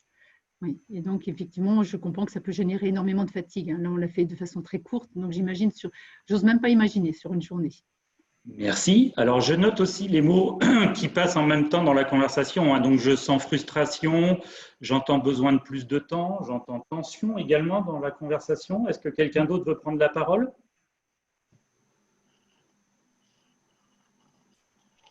Oui. Pour ma part, j'ai ressenti l'effort tout de suite. Et du coup, je me suis vite adaptée. J'ai choisi des mots courts. Très bien. Donc, en fait, il y a eu quelque part déjà une adaptation qui s'est mise naturellement en place. Oui. Très bien, merci. Et puis, je note aussi tout ce qui se passe là dans la conversation que vous m'envoyez, donc inefficacité, compliqué, lenteur, etc. Alors, vous voyez, tous ces mots que vous me dites, en fait, à votre avis, deuxième question, qu'est-ce que j'ai essayé de vous faire comprendre à travers ce petit jeu? Qu'est-ce que j'ai essayé de vous faire faire à travers ce petit jeu? Essayer de nous mettre à la place de la personne. Alors, à la place de la personne… De situation de handicap. Alors, voilà. Alors, à la place de la personne, je le note, mais ce n'est pas ce dont… Mais je le note, je reprendrai ce mot à la place de la personne. Par contre, la deuxième chose, vous avez dit… Vous avez dit à la place de la personne et après, vous avez dit une autre phrase. De situation de handicap, c'est ce que je voulais dire. Voilà. En fait, ce que j'ai essayé de vous faire comprendre, c'est que, et ça, c'est vraiment la base et la définition de ce qu'est le handicap, c'est-à-dire qu'il faut bien faire la différence entre être handicapé par et handicapé pour. Ça, c'est vraiment la base des notions de handicap. C'est-à-dire qu'aujourd'hui, bien souvent, on rentre par la case handicapé par, c'est-à-dire qu'est-ce qu'a la personne. Cette façon de rentrer dans la notion handicapé par, je vous dirais clairement, ça ne nous regarde pas, ça concerne le domaine médical, c'est-à-dire vous êtes handicapé par une maladie, vous êtes handicapé par un problème psychique, vous êtes handicapé par un problème mental, etc. Moi, ce qui m'intéresse quand j'interviens en entreprise, c'est par quoi vous êtes handicapé, le fameux handicapé pour. Et quand vous allez rentrer en communication avec une personne en situation de handicap, si déjà vous commencez par lui poser la question « Quelles sont les situations aujourd'hui qui peuvent te gêner sur ton poste de travail ou dans notre centre de formation ou des choses comme ça », vous verrez que la conversation va tout de suite être beaucoup plus facile. Parce que vous allez stigmatiser la situation et non pas stigmatiser la personne. Parce que du coup, vous allez mettre le point noir sur quelles sont les situations qui te gênent aujourd'hui. Le fameux handicapé pour quelque chose. Et ça, c'est vraiment la base de la définition de ce qu'est le handicap. S'il y a une chose à retenir, c'est on est handicapé pour quelque chose, mais on n'est pas handicapé par quelque chose. Si je prends l'exemple que je vous ai fait faire là tout de suite, c'est comme si vous aviez votre bras droit cassé. Si vous avez votre bras droit cassé, si vous regardez la télé toute la journée, vous n'êtes pas handicapé. Par contre, si le midi, vous allez couper votre viande, par exemple au moment du repas, c'est bien l'action de couper votre viande qui va faire que vous êtes handicapé. Donc en fait, qu'est-ce que je vais essayer de faire moi quand j'interviens auprès d'une personne en situation de handicap, et je parle bien de situation de handicap, c'est que je vais essayer d'enlever cette situation handicapante. Et comment je vais enlever cette situation handicapante? Eh bien, en faisant ce qu'on appelle un aménagement de poste. Quand je vais aménager le poste, je ne vais pas enlever le handicapé par. La pathologie, la personne l'aura toujours. Par contre, je vais essayer de réduire le handicapé pour. Et comme disait une personne tout à l'heure, elle dit ben moi, j'ai déjà commencé à faire mon propre aménagement de poste quelque part. C'est-à-dire que j'ai commencé à choisir des mots les plus courts. À quelque part, elle a fait un aménagement de poste sans le savoir, mais elle a fait un aménagement de poste. Alors, la différence entre être handicapé et être en situation de handicap, il est effectivement généré par l'activité. C'est-à-dire qu'on peut avoir des pathologies qui ne vont pas nous mettre en situation de handicap. Je vais vous donner un exemple.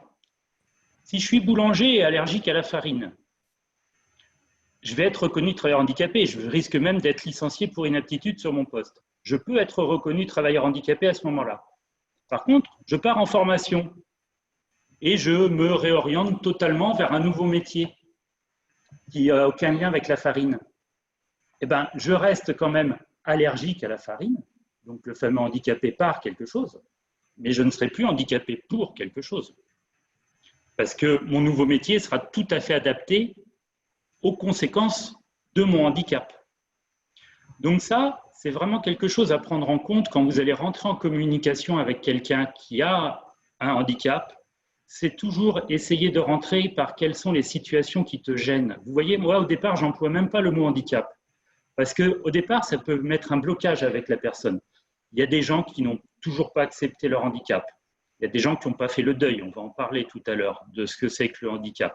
Parce qu'il y a des gens qui peuvent passer d'un statut de valide à un statut de personne en situation de handicap. Le deuil n'est toujours pas fait. Ou alors, ils vont vous dire bah « non, moi, je ne suis pas handicapé », etc.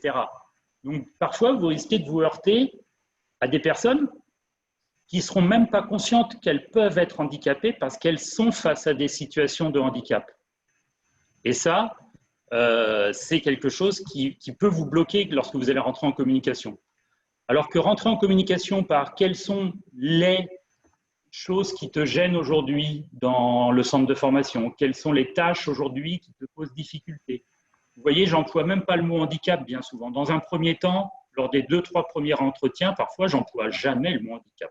Parce que je sens que la personne n'est pas prête à entendre ce mot-là. Alors j'entends une question là qui me dit différence entre le handicap qui se voit et le handicap qui ne se voit pas. La différence entre le handicap. Alors il faut savoir déjà que 80% des handicaps aujourd'hui sont invisibles. D'ailleurs, ça me fait rebondir sur la première question sur laquelle vous avez répondu tout à l'heure. Est-ce que des gens ont eu affaire, est-ce que certains d'entre vous ont eu affaire au handicap? Oui, non, ou peut-être je ne le sais pas. Il y avait ces 3 réponses-là. Et j'ai été surpris par le fait que personne ne réponde « peut-être je ne le sais pas ». Parce que moi, je suis persuadé que vous avez eu en face de vous des fois des gens qui ne vous ont pas dit qu'ils étaient en situation de handicap, dont le handicap ne se voyait pas, et vous les avez quand même eu en face de vous. Et je pense même que c'est une majorité d'entre vous. Bien souvent, on a affaire à des personnes en situation de handicap dont le handicap ne se voit pas et qui ne vous le diront pas obligatoirement. Et dans ces cas-là, vous pourrez identifier qu'elles sont en situation de handicap en analysant les situations qui les mettent en difficulté sur leur poste de travail ou dans le centre de formation. Mais le handicap qui ne se voit pas, c'est effectivement le plus compliqué parce que on n'a pas ou peu d'indices. Je me permets d'ajuster entre la déficience qui se voit et la déficience qui ne se voit pas. Oui, alors après, on peut parler de déficience. Moi, je préfère aborder par les situations. Voilà, vraiment ce qui m'intéresse, c'est les situations. Alors ensuite, j'ai une dernière question par rapport à ce petit jeu-là. Est-ce que vous pouvez me dire aujourd'hui comment est-ce qu'on appelle légalement, le terme légal aujourd'hui pour parler d'un, je le mets entre guillemets, d'un handicapé? C'est quoi le terme légal aujourd'hui que propose la loi? Est-ce que vous pouvez dans ces cas-là me répondre soit sur le chat ou alors ouvrir vos micros et me dire quel est le terme exact que la loi emploie aujourd'hui? Alors, je vois bénéficiaire de l'obligation d'emploi, non. Personne en situation de handicap, personne en situation de handicap, personne en situation de handicap. Oui. Donc, vous voyez que, stop, c'est bon au niveau des réponses, vous avez trouvé. La bonne réponse est personne en situation de handicap, PSH. Donc, vous voyez que le concept de situation de handicap, ce n'est pas moi qui l'ai inventé. C'est le terme exact de la loi. On parle bien de situation de handicap. Mais bien souvent, on oublie juste le mot qui a situé avant, qui est le mot personne.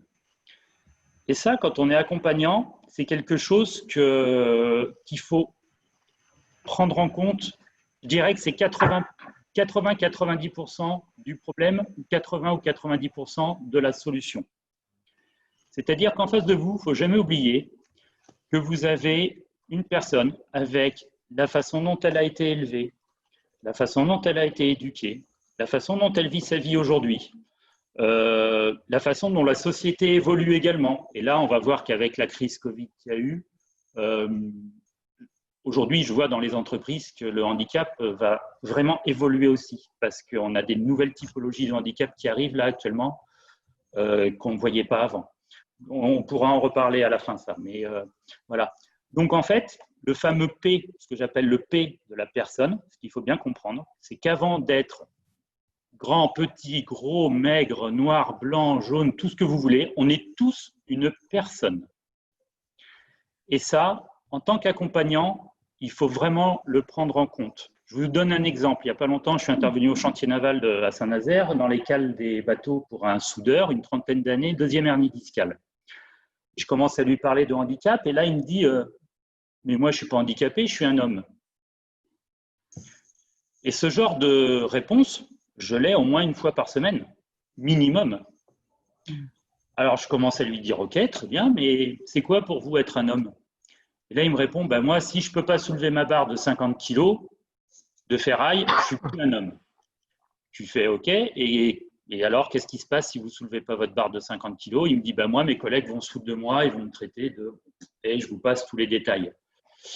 Vous voyez bien que là, en face de moi, j'avais quelqu'un avec une certaine éducation, une certaine façon de voir les choses, qu'il faut que je prenne en compte avant de commencer à l'accompagner. Je ne pourrai pas parler de handicap tant que cette personne ne comprendra pas ou on ne pourra pas échanger avec lui sur c'est quoi le concept d'être un homme. Ça, c'est ce qu'on appelle la fameuse période de deuil. C'est-à-dire que lorsqu'on a un handicap ou lorsque le handicap intervient, il faut vérifier en tant qu'accompagnant que la personne que vous avez en face de vous a bien réalisé le deuil de son handicap et de sa situation de handicap. Si vous ne validez pas ça, vous risquez d'avoir du mal à avancer parce que si la personne n'a pas fait le deuil, tant que cette personne n'a pas fait le deuil, vous ne pourrez pas avancer, pour être clair. Alors le deuil, le problème, c'est que ça peut prendre 3 jours, 6 jours, 1 mois, comme ça peut prendre 10 ans, voire jamais. Mais ça, c'est quelque chose qu'il faut vraiment que vous puissiez verrouiller lors des entretiens, c'est que le deuil a bien été fait. Alors le deuil, il se fait de différentes façons. Déjà, lorsque c'est un handicap de naissance, je vous dirais, le deuil, il est déjà pratiquement fait parce que bien souvent, les personnes, elles n'ont rien connu d'autre. Et du coup, c'est, je dirais,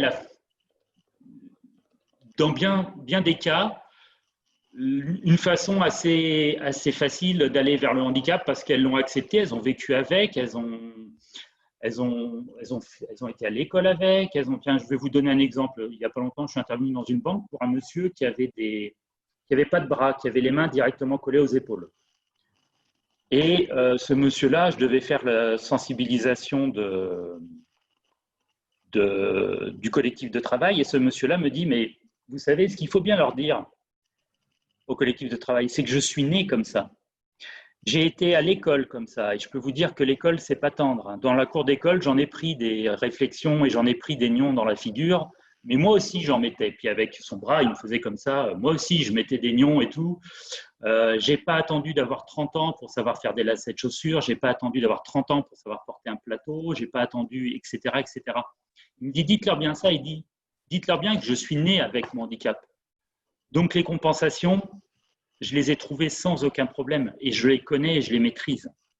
Donc, quand vous avez en face de vous quelqu'un qui a un handicap de naissance, bien souvent, l'accompagnement va déjà être un peu plus facile parce qu'il a déjà ces fameuses techniques de compensation. Là où ça va se compliquer, c'est quand le handicap intervient au cours de la vie ou quand vous accompagnez des personnes en situation de handicap qui peuvent être jeunes. Alors, quand je dis jeunes, je vais viser les 16-25 ans, sans faire de peine à personne. Parce que c'est à l'adolescence, donc 16, 17, 18 et tout, que le corps et le soi apparaît et qu'effectivement, lorsqu'on a un handicap et par rapport à la différence au regard de l'autre, ça peut être compliqué dans la construction de l'image de soi. Donc parfois, les jeunes ont du mal aussi à admettre leur handicap, même quand c'était un handicap de naissance, et à faire le deuil de ça. Donc c'est vraiment quelque chose à prendre en compte. Vous ne pourrez pas travailler avec quelqu'un qui n'a pas fait l'acceptation. Alors là, j'ai une question qui est très intéressante. C'est de Marie-Laure qui me dit « c'est le deuil ou l'acceptation du handicap ?» C'est vrai que c'est deux choses qui sont totalement différentes. Le deuil, c'est le deuil de ma situation passée. Voilà. J'accepte que je ne peux plus porter de charge de plus de 50 kg ou ma fameuse barre de ferraille, ou etc. Ça, c'est le deuil. Après, effectivement, il y a la phase suivante qui est il faut que j'accepte aujourd'hui ma nouvelle situation.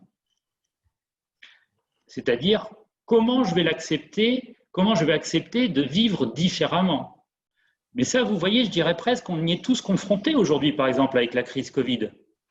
C'est-à-dire que, est-ce que je fais le deuil du monde, du fameux monde passé, et comment je vais accepter le nouveau monde futur? On est exactement dans la même façon de réfléchir et de faire cette réflexion. Il y a des gens qui ne vont pas du tout accepter et qui ne vont pas faire du tout le deuil du monde passé et qui vont avoir du mal à accepter le monde futur. Et puis, il y en a qui vont dire, bon, bah, ok, le monde passé, c'était bien, mais c'est passé. Maintenant, comment je fais pour essayer d'avancer dans ce nouveau monde? Ben ça, c'est une question qui est tout à fait humaine, qu'on soit en situation de handicap ou pas, on a tous ce questionnement.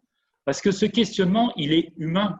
C'est qu'est-ce que je fais de l'acceptation de mes situations que j'ai vécues et comment je peux faire que la situation actuelle va faire que je vais pouvoir me poser en tant qu'être humain dans cette nouvelle situation. Alors, j'ai une question de Marais. On peut accepter sa situation, mais ne pas réussir à prononcer le mot handicap, même si on compense depuis plus de 50 ans. Oui, tout à fait. On peut accepter, mais ne pas réussir à sortir le mot qui fâche, je dirais, le mot qu'on n'accepte pas, parce que on essaye de compenser comme on peut. Vous savez, comme je disais tout à l'heure par rapport à mon fameux P, on est tous un être humain unique. Donc, quand je vois, par exemple, des entreprises qui font de l'ergonomie collective, qui font des accompagnements collectifs, etc., moi, quand on parle de handicap, ça me pose problème. Parce que faire du collectif, quand on parle de situation handicapante, c'est gênant parce qu'en fait, chaque personne est un individu. Et donc, chaque personne va avoir aussi ses gestes barrières de protection. Donc, il y en a qui vont accepter, mais il ne faudra pas trop leur en parler quand même, etc., etc. Mais chacun va trouver son mode de fonctionnement. C'est la même chose pour les personnes âgées. Alors là, je ne comprends pas trop la phrase, mais je lis ce qu'il y a de marqué. Je prends la phrase suivante. Le mot handicap peut être remplacé par limitation d'activité ou restriction de participation. Tout à fait.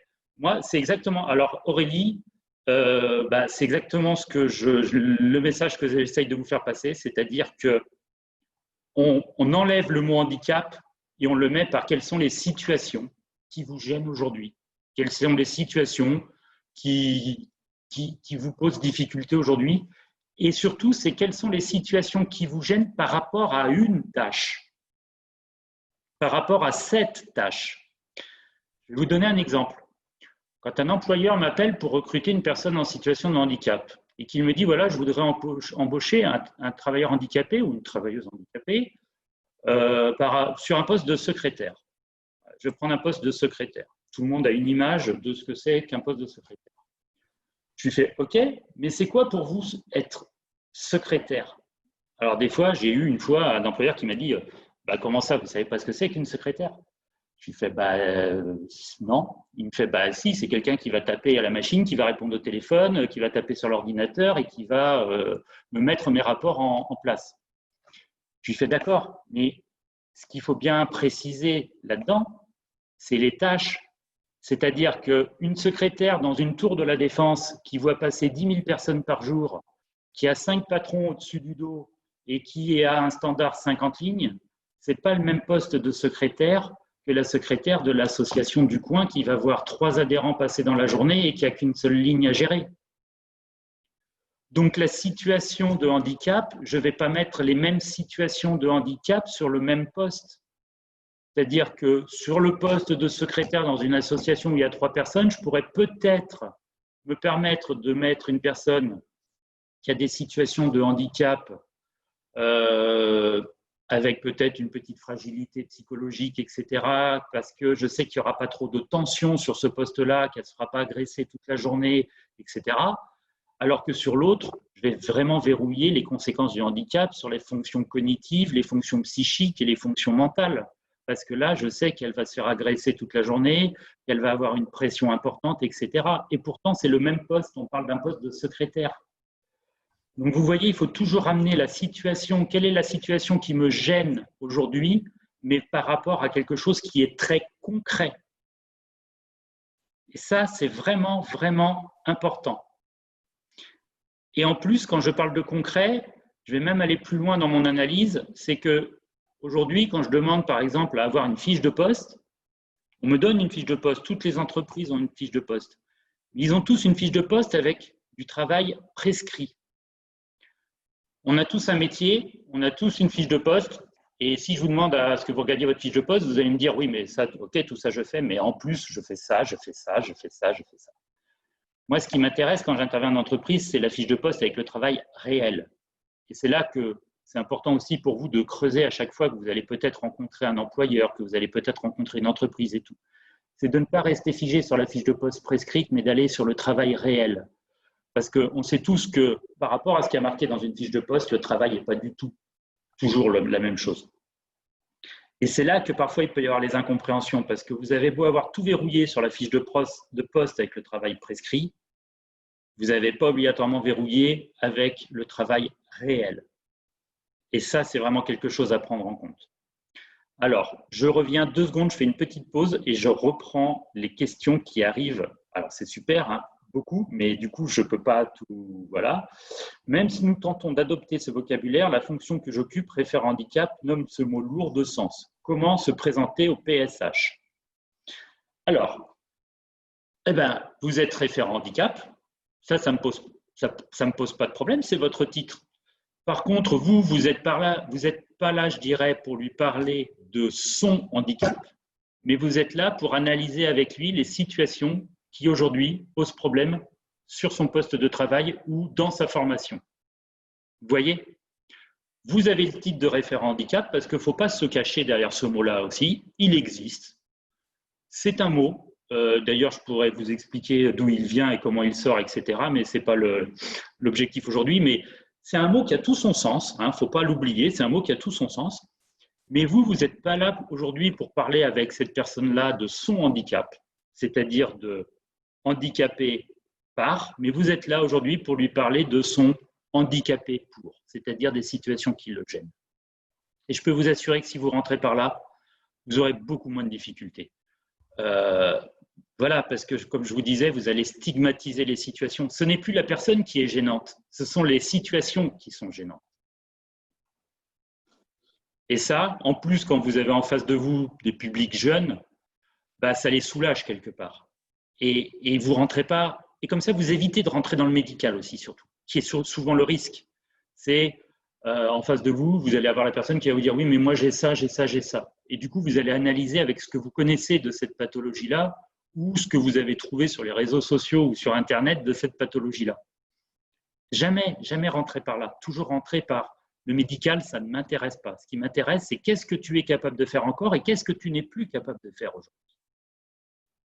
Et par rapport à qu'est-ce que tu n'es plus capable de faire aujourd'hui, comment on peut t'aider? Comment on peut t'aider? Comment on peut mettre en place des compensations qui vont faire qu'on va réduire, voire supprimer cette fameuse situation qui te gêne aujourd'hui. Alors, je reprends d'autres questions. C'est souvent compliqué de verrouiller, comme vous dites, lorsque la personne a un objectif. Alors, c'est souvent compliqué de verrouiller, comme vous dites, lorsque la personne a un objectif. Si Christine peut juste prendre la parole 2 secondes pour m'expliquer ce qu'elle veut dire par rapport à ça. Christine, si vous pouvez ouvrir votre micro pour me dire ce que vous entendez par cette question. Bon, je passe pour… si Christine veut reprendre la parole d'ici la fin, elle pourra sans problème. La description d'un poste, le principal méthode IOD, cela donne une vision différente. Je vous rejoins sur ce que vous dites. Bon, merci. Marie-Laure, je propose référente adaptation du poste ou au travailleur réel et singulier, c'est un peu long. Oui, c'est un peu long, oui. Non, mais il ne faut pas non plus galvauder le mot handicap, il ne faut pas le faire disparaître. À un moment donné, le mot handicap, il a tout son sens aussi. Par contre, on pourrait parler de référent de situation de handicap, par exemple. Comme ça, vous voyez, on stigmatiserait les situations. Bon, pour cette petite introduction, je vais m'arrêter là. Ce que je voulais aussi aborder avec vous, c'est, je reprendrai les questions un peu plus tard. Comment aborder le handicap en entretien et comment l'accompagner?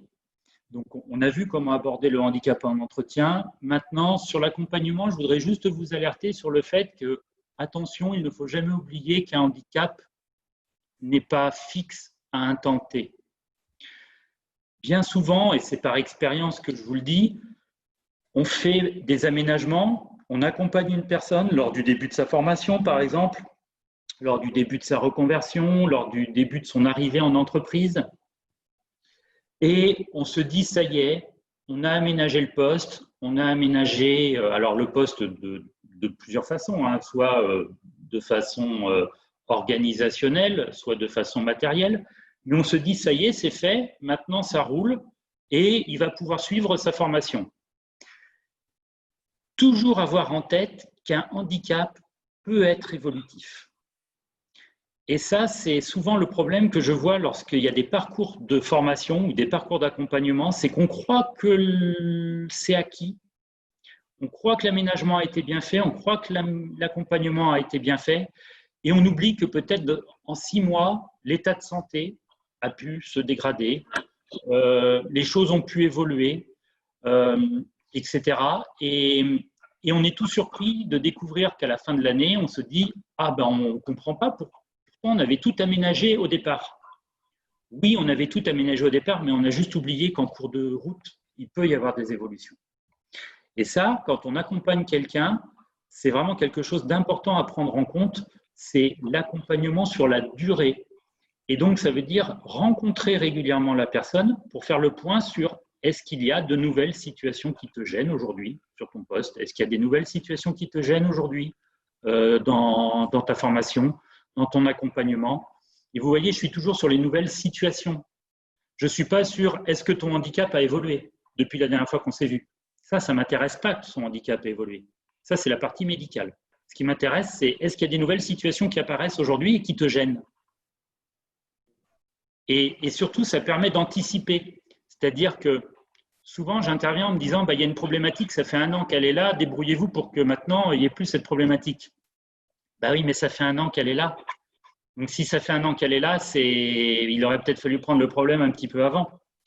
Donc, surtout, handicap, je dirais toujours, rime avec anticipation. Plus vous anticiperez les choses, plus vous serez capable de prévoir ce qu'on ne peut pas à 100%. Attendez, voilà, je ne vous dis pas, il faut tout prévoir. Mais le handicap, c'est de l'anticipation quand on accompagne quelqu'un. C'est-à-dire qu'il faut être en capacité d'anticiper que peut-être dans 3 mois, son état de santé va se dégrader et qu'il va y avoir de nouvelles situations. Surtout quand on parle de situation de maintien, quand on parle de situation de maintien au poste ou de maintien en formation. Plus on anticipera tout ce qui peut se passer, plus ce sera facile. Mais ça veut dire que c'est du temps, l'anticipation. Alors après, je ne vous demande pas de me répondre, mais est-ce que vous avez du temps par rapport à vos missions? C'est est-ce que vous avez du temps par rapport à l'anticipation? Parce que ça veut dire rencontrer plusieurs fois la personne dans son parcours. Ça veut dire prendre le temps d'échanger avec elle. Ça veut dire prendre le temps d'échanger avec le collectif qui est autour d'elle. Ça veut dire, voilà, c'est ça. Moi, j'ai pour habitude de dire le handicap, c'est pas spécialement compliqué. C'est de l'anticipation et du temps. Du temps, du temps, du temps. Et aujourd'hui, le problème que moi je rencontre, alors je vous fais part de mon expérience hein, en entreprise tous les jours, c'est que le temps entreprise n'est pas le temps humain. Et quand je vous dis, par exemple, il faudra peut-être du temps pour que la personne fasse le deuil de son handicap, vous, en face, vous allez avoir le temps entreprise qui va vous dire, oui, mais vous avez que deux heures pour me régler le problème. Ben non, je n'ai pas 2 heures pour régler le problème parce que je ne vais pas régler en 2 heures un problème qui date d'il y a 10 ans ou 15 ans. Et ça, il faut que vous soyez aussi en capacité de l'expliquer dans vos postures parce que sinon, c'est vous qui allez vous retrouver en difficulté. À un moment donné, il faut aussi que vous expliquiez, c'est vous les professionnels, qu'on ne peut pas tout régler en 2 heures ou en 1 heure. Et que si on ne vous laisse pas le temps de bien intervenir, l'intervention, elle ne sera pas bonne. Mais il faut avoir le courage de le dire. Il faut avoir le courage de dire que vous travaillez avec un être humain et que le temps entreprise n'est pas du temps humain. Et qu'à partir de là, eh ben, s'il faut 3-4 entretiens pour que cette personne comprenne ce que c'est que d'être un homme, par exemple, et qu'à partir de là, quand elle aura compris ou quand elle aura suffisamment mûri sur le sujet, vous pourrez intervenir en toute sécurité pour commencer à parler avec elle de ce que c'est que le handicap et qu'est-ce que c'est et l'amener à réfléchir à peut-être faire une reconnaissance de travailleurs handicapés, etc., eh ben, vous aurez fait votre boulot. Moi, l'entreprise, elle me dit, vous avez 2 heures pour faire ça. Ben, c'est non, je ne le fais pas. Je ne le fais pas parce que ce serait mentir à l'entreprise, ce serait mettre en danger la personne que j'ai en face de moi et ce serait moi me mettre en danger parce que je ne fais pas de miracle. Mais quand on explique, quand on prend le temps d'expliquer les choses, je peux vous dire que l'entreprise, parfois, même souvent, je dirais, elle comprend ce que vous voulez dire. Et on peut vous accorder parfois un peu plus de temps et tout, mais il faut être en capacité d'argumenter et de dire ma posture, c'est une posture où je travaille avec un être humain. Je ne travaille pas avec une machine, je ne vais pas vous changer une pièce. Et la machine, elle ne repart pas dans 5 minutes. Donc ça, c'est important aussi dans votre posture professionnelle de ne pas vouloir tout faire tout de suite. Vous ne pourrez pas. Et il faut accepter l'échec aussi. Parce que l'échec fait aussi partie de la vie d'un être humain. Et ce n'est pas parce qu'on vous a nommé référent handicap, ce n'est pas parce qu'on vous a dit maintenant vous avez ce titre-là, vas-y, fais-moi des miracles, que vous n'allez pas vous planter et avoir des échecs de temps en temps. Et ça, il faut être aussi en capacité dans votre posture professionnelle de l'admettre que vous ne réussirez pas à faire toutes les situations qu'on vous a demandé de faire et qu'effectivement, il y aura des échecs parce que soit la personne n'est pas prête, soit l'institution ne vous a pas laissé le temps, soit ce n'était pas le bon moment, etc., etc. Soit vous avez aussi peut-être fait des erreurs dans l'accompagnement. Il faut le reconnaître. Personne n'est parfait et il peut aussi se faire qu'on ait fait une erreur dans l'accompagnement. Ça fait partie du jeu de l'accompagnant. Alors, je fais juste une petite pause et j'essaye de reprendre toutes vos questions qui sont très, très, très, très nombreuses. Les personnes en situation de handicap sont-elles capables de savoir les situations qui les gênent? Oui, Guy. Alors ça, c'est quelque chose d'important. Et je tiens vraiment, c'est une super réflexion. C'est demander toujours en priorité à la personne quelles sont les techniques de compensation que toi, tu as mis en place pour tes situations qui te gênent. Je vais vous donner un exemple.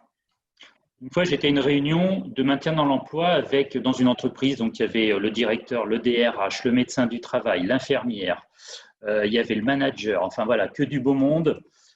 Et pendant 2 heures, ils étaient en train de se dire comment on va faire pour que cette personne revienne dans de bonnes conditions sur son poste de travail. Donc, moi, je ne disais rien, j'étais dans mon coin. Et puis, au bout d'1 heure, quand même, je leur pose la question, je leur dis simplement, est-ce que quelqu'un a demandé à la personne ce qu'elle souhaitait? Et là, ils m'ont tous regardé avec des grands yeux en me disant, mais non, on n'a pas demandé à la personne ce qu'elle souhaitait. Pourquoi? Faut lui demander. Eh ben, j'ai dit, ben, ce serait bien de lui demander parce que ça fait 1 heure que vous êtes en train de tirer des plans sur la comète, que vous êtes en train de dire on va faire ça à partir de lundi, ça à partir de mardi, etc., etc. Mais peut-être que la personne, elle a déjà des idées. Peut-être qu'elle a peut-être d'autres projets. Alors, je leur ai posé la question parce que je le savais. Hein. En amont, moi, j'avais appelé la personne. Donc, on appelle la personne. Et là, la personne dit « Ah, mais moi, je ne veux pas revenir sur mon poste de travail. Je voudrais juste qu'on me licencie pour inaptitude parce que je voudrais monter un food truck pour partir sur la côte faire les marchés et vendre des produits dans mon food truck. » Donc, ça veut dire que ça fait 1 heure que 5 personnes autour d'une table étaient en train de réfléchir à comment j'allais réintégrer quelqu'un alors que la personne, elle n'avait tout simplement pas envie d'être réintégrée. Et ça, je le vois tous les jours. C'est-à-dire qu'on ne demande pas l'avis de la personne. On se réunit tous entre professionnels et on croit parfois qu'on détient le savoir et qu'on va lui proposer ça. Ben moi, je dis co-construisons le parcours et en demandant à la personne, parce que qui mieux que la personne peut connaître les conséquences de son handicap? Et qui mieux que la personne peut vous proposer les aménagements dont elle a besoin? Parce qu'elle, elle le vit tous les jours, ça. Et ça, c'est quelque chose qui est souvent oublié par les accompagnants et par les professionnels, hein, et je m'inclus dedans, voilà. Hein, on croit qu'on sait, on croit qu'on connaît les dispositifs, on croit, tiens, on va lui proposer ça comme dispositif, la GFIP propose ça, etc., etc. Mais d'abord, co-construisons, prenons le temps. Mais c'est pareil, hein, on est toujours dans du temps. La co-construction, c'est du temps. Alors, je continue les questions. Donc, l'intervention de Guy, oui, je valide. Christine qui n'arrive pas à mettre son micro. Donc là, Christine, si vous pourrez me reposer votre question différemment par le biais du chat, dans ces cas-là, si vous n'arrivez pas à mettre votre micro. Nathalie qui me dit souvent les personnes savent ce qu'elles ne peuvent pas faire, mais ne savent pas ce qu'elles peuvent faire. Alors, oui, c'est aussi quelque chose d'intéressant, c'est-à-dire qu'elles savent ce qu'elles… ça fait partie du rôle d'accompagnant. C'est-à-dire que le rôle d'accompagnant doit être aussi facilitateur de faire émerger les choses positives chez la personne. Hein, souvent, parfois, elles vont se dévaloriser en disant « Ouais, mais je ne suis pas capable de faire ça, je ne sais pas faire ça, je ne sais pas comment faire ça, etc. » Ouais, mais attends, à côté, il y a plein de choses que tu sais faire quand même. Regarde, ça, tu sais bien le faire, ça, tu sais bien le faire. Voilà, ça, c'est votre rôle d'accompagnant, de savoir aussi remonter ce que les gens savent faire ou pas. Marie-Laure qui me répond un grand non. Alors, je ne sais pas à quoi, mais apparemment, c'est non. À la question, excusez-moi, à la question de si on avait le temps de co-construire les choses et d'organiser. Ah, d'accord. Ah oui, ben non, mais en fait, je suis un peu, dans mon discours, j'ai été un petit peu provoque parce que je sais très bien que vous n'avez pas le temps. C'est absolument ingérable. Sauf que moi, ce que je veux vous faire comprendre et ce que je veux faire comprendre aussi aux institutionnels et aux entreprises dans lesquelles j'interviens, c'est que à un moment, si on ne met pas le temps nécessaire, on ira obligatoirement vers l'échec. Je l'ai suffisamment testé en entreprise. Quand on n'a pas le temps de poser les choses, on va vers l'échec. C'est pratiquement garanti. C'est-à-dire quand, par exemple, une entreprise me dit « j'ai pas le temps de sensibiliser mon management ». Si vous n'avez pas le temps, ne mettez pas en place de politique handicap. Hein. Parce que si les managers ne sont pas sensibilisés à comment j'accueille une personne en situation de handicap, ils vont continuer à accueillir les personnes comme si c'était des valides. Et dans ces cas-là, vous êtes sûr que 9 chances sur 10 que ça plante. Si vous n'avez pas le temps de sensibiliser votre collectif de travail à l'arrivée d'une personne en situation de handicap, l'embauchez pas dans ce service-là, parce que sinon le collectif de travail ne va rien comprendre et il va y avoir des tensions qui vont se créer dans le collectif de travail et ça va mal se passer. Donc vous voyez, en fait, le temps, on ne vous le laisse pas, mais il faut être aussi en capacité de justifier pourquoi vous avez besoin de temps. C'est-à-dire qu'il faut être capable de sortir aussi des exemples précis, percutants, qui disent « mais moi, je vous dis que j'ai besoin de ce temps-là, parce que si vous ne voulez pas me le donner, ok.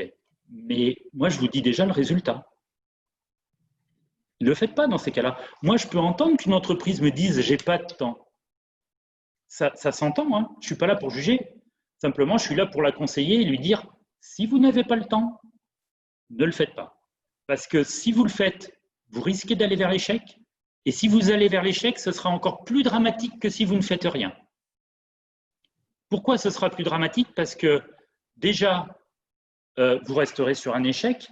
Ensuite, vous aurez mis une personne en difficulté, la personne en situation de handicap, mais vous aurez peut-être créé des difficultés dans un collectif de travail et en plus, vous aurez mis un manager en difficulté.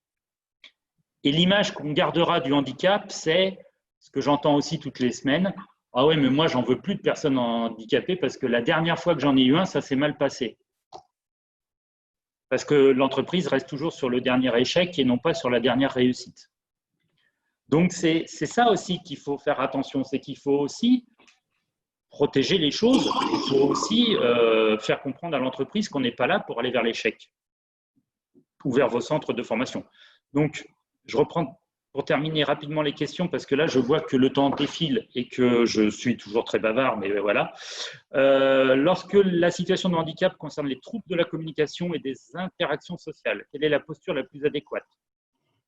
Alors là, je pourrais répondre à cette question, mais là, j'en ai au moins pour 20 minutes à répondre à cette question-là. Donc, si vous voulez,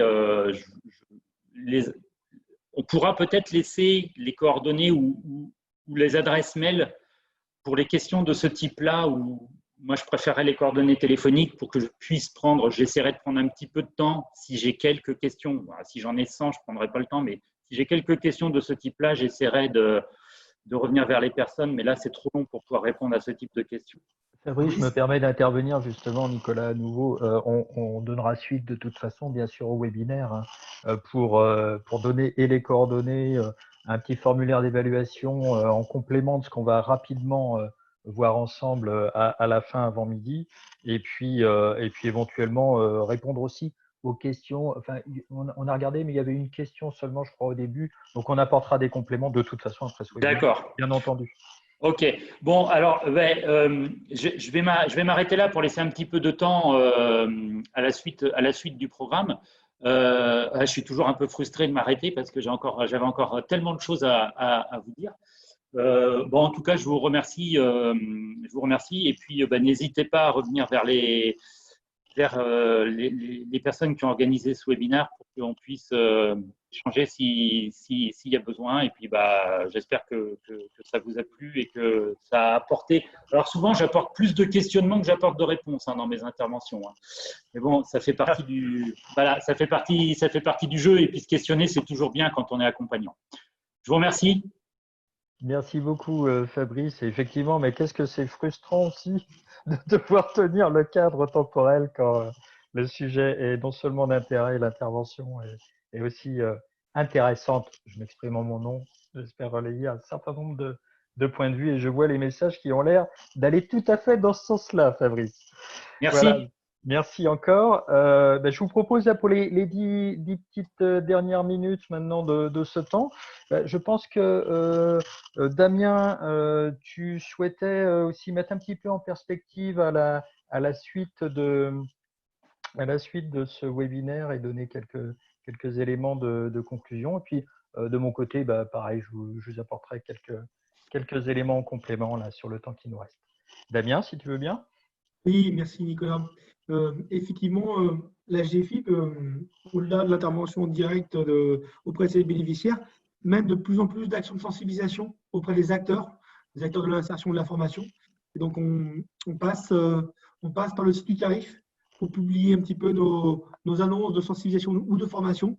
Dans le cadre de la ressource handicap formation, il devait y avoir un programme de formation, de procession des acteurs qui devait apparaître avant le confinement. Malheureusement, ça n'a pas pu se faire parce que tout était prêt pour intervenir, pour échanger avec vous sur des actions de formation en présentiel. Le contexte fait que nous devons revoir ce plan de procession des acteurs, mais dès qu'il sera prêt, nous le diffuserons sur le site du CARIF, enfin via le CARIF, pardon. Ok. Et oui. Mes collègues, Élodie Tessier, travaillent aussi sur la démarche de professionnalisation des acteurs. Et donc, toutes les sensibilisations qu'il y a sur les prestations d'appui spécifiques s'inscrivent dans ce contexte et sont ouverts évidemment à tous les prescripteurs et les référents de formation. Oui, pour compléter ce que vient de dire Damien, alors j'ai vu toutes les questions et puis donc encore merci Fabrice, toujours aussi percutant. Donc voilà, t'inquiète pas, on poursuivra ce travail de sensibilisation et d'accompagnement de nos partenaires parce que encore une fois, on va en avoir besoin de ces partenaires, besoin de les muscler sur l'accueil, l'accompagnement des personnes en situation de handicap dans un contexte qui va se complexifier encore. Et c'était simplement pour vous dire que là, nous avons fait un peu à niveau zéro. Alors, j'ai vu plusieurs participants, Madame, oui, il y a les cordeaux, enfin, je ne vais pas citer de nom, mais il y a plusieurs participants avec qui on a déjà eu ce genre d'action. C'est ce qu'on appelle, nous, le niveau 1. Et quand je voyais les dernières questions qui commençaient à défiler, on est déjà sur des questions de niveau 2. Et dans l'offre de formation, l'offre de professionnalisation des acteurs dont vient de parler Damien, nous prévoyons effectivement pour vous des actions de cette nature, en présentiel plus tard ou en format distanciel, mais pour aller plus précisément dans la connaissance des handicaps, dans la meilleure maîtrise des dispositifs, dans la meilleure maîtrise des rôles des partenaires, etc. Donc tout ça va vous être proposé prochainement. Peut-être pas avant les vacances, mais probablement à la rentrée, à l'automne. Mais vous inquiétez pas, pas de frustration. On reviendra avec vous, avec Fabrice, s'il est dispo. Mais je pense que voilà, on refera les choses ensemble. Et le Cariforef nous offre aussi cet outil. Merci à vous, hein, au Carif, à JLO, à travers toi, Fabrice. Et en tout cas, nous tenons à votre disposition. Vous aurez des éléments complémentaires qui vous seront transmis par Damien à l'issue de cette séquence. N'hésitez pas à nous remonter vos attentes pour des actions à venir. Le même qu'à Elodie, si besoin. Eh ben, un grand merci, Lasky, aussi pour ce mot de conclusion. Juste, moi, je rajoute un point. Ben, allons-y, WooClap, maintenant, vous maîtrisez totalement. Donc, ce que je vous propose, c'est d'évaluer cette action. Donc, la même chose, la même logique qu'auparavant, donc de le faire à chaud, comme ça les intervenants pourront voir directement des premiers éléments, puis en complément de ce que tu viens de dire, Lasky, mais notamment par rapport aux attentes. Donc, premier point, à partir du moment où eh bien, vous vous connectez à WooClap sur APSH3, donc le lien va vous être donné également dans la fenêtre de conversation. Est-ce que cette session a globalement répondu à vos attentes initiales? Est-ce que ça a été au niveau des contenus proposés, de l'animation, sur la clarté des réponses qui ont pu vous être apportées pour les questions qui ont pu être traitées, évidemment, hein, et puis pour la durée de la session également? Écoutez, je ne commente pas, je vois ce qui apparaît. Je vous laisse encore un tout petit temps pour finir de compléter, les choses se relativisant. Voilà, je pense qu'on n'est pas loin de quelque chose maintenant d'assez stabilisé. Voilà. Et puis, écoutez, là, je pense que la tendance, hein, pour les intervenants, ils auront vu également votre retour en complément des premiers messages qui arrivaient aussi dans la fenêtre conversation. Et pour compléter et terminer, eh bien, justement, par rapport à cette thématique, quels seraient présents vos besoins et attentes? Commençons à aborder la question si vous le souhaitez. N'hésitez pas d'ores et déjà à nous l'indiquer.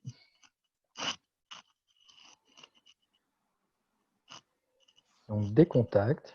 Pareil, hein, je laisse chacun découvrir ce que pourraient être les besoins et les attentes. On a évoqué les différents niveaux à l'instant. Approfondir l'intervention de Fabrice. Voir des questions non abordées, handicap psychique. Je laisse encore un tout petit peu de temps. Information de niveau 2.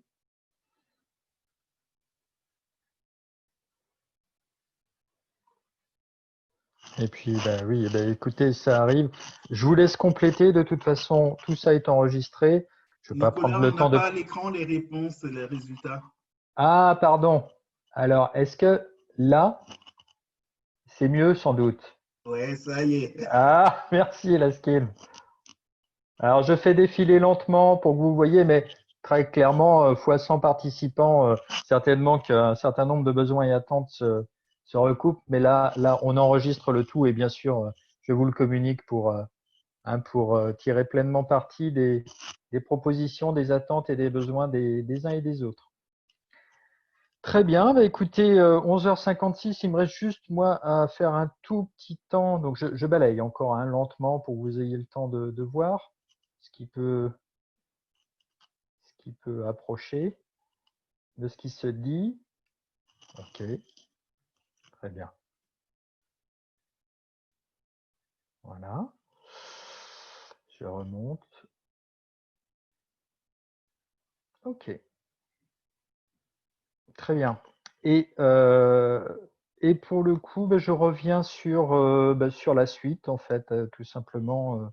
Mais là, je reviens sur plus l'offre de professionnalisation EFOP dans laquelle s'inscrivait ce webinaire pour vous partager. Tout à l'heure, je vous ai montré là où vous pourriez retrouver les éléments de ce webinaire qui a été enregistré. Donc, sur le site Choisir mon métier pro, dans accompagnement des territoires, ressources, professionnalisation, je profite aussi de l'occasion pour vous dire que nous avons notre offre. Alors, pour ceux qui ne se seraient pas inscrits en direct, vous la retrouvez également sur ce site, dans professionnalisation. Et puis, c'est classé par date. Vous voyez, là, on avait l'action du jour. Donc, à venir en ce mois de juin, les métiers de l'économie sociale et solidaire.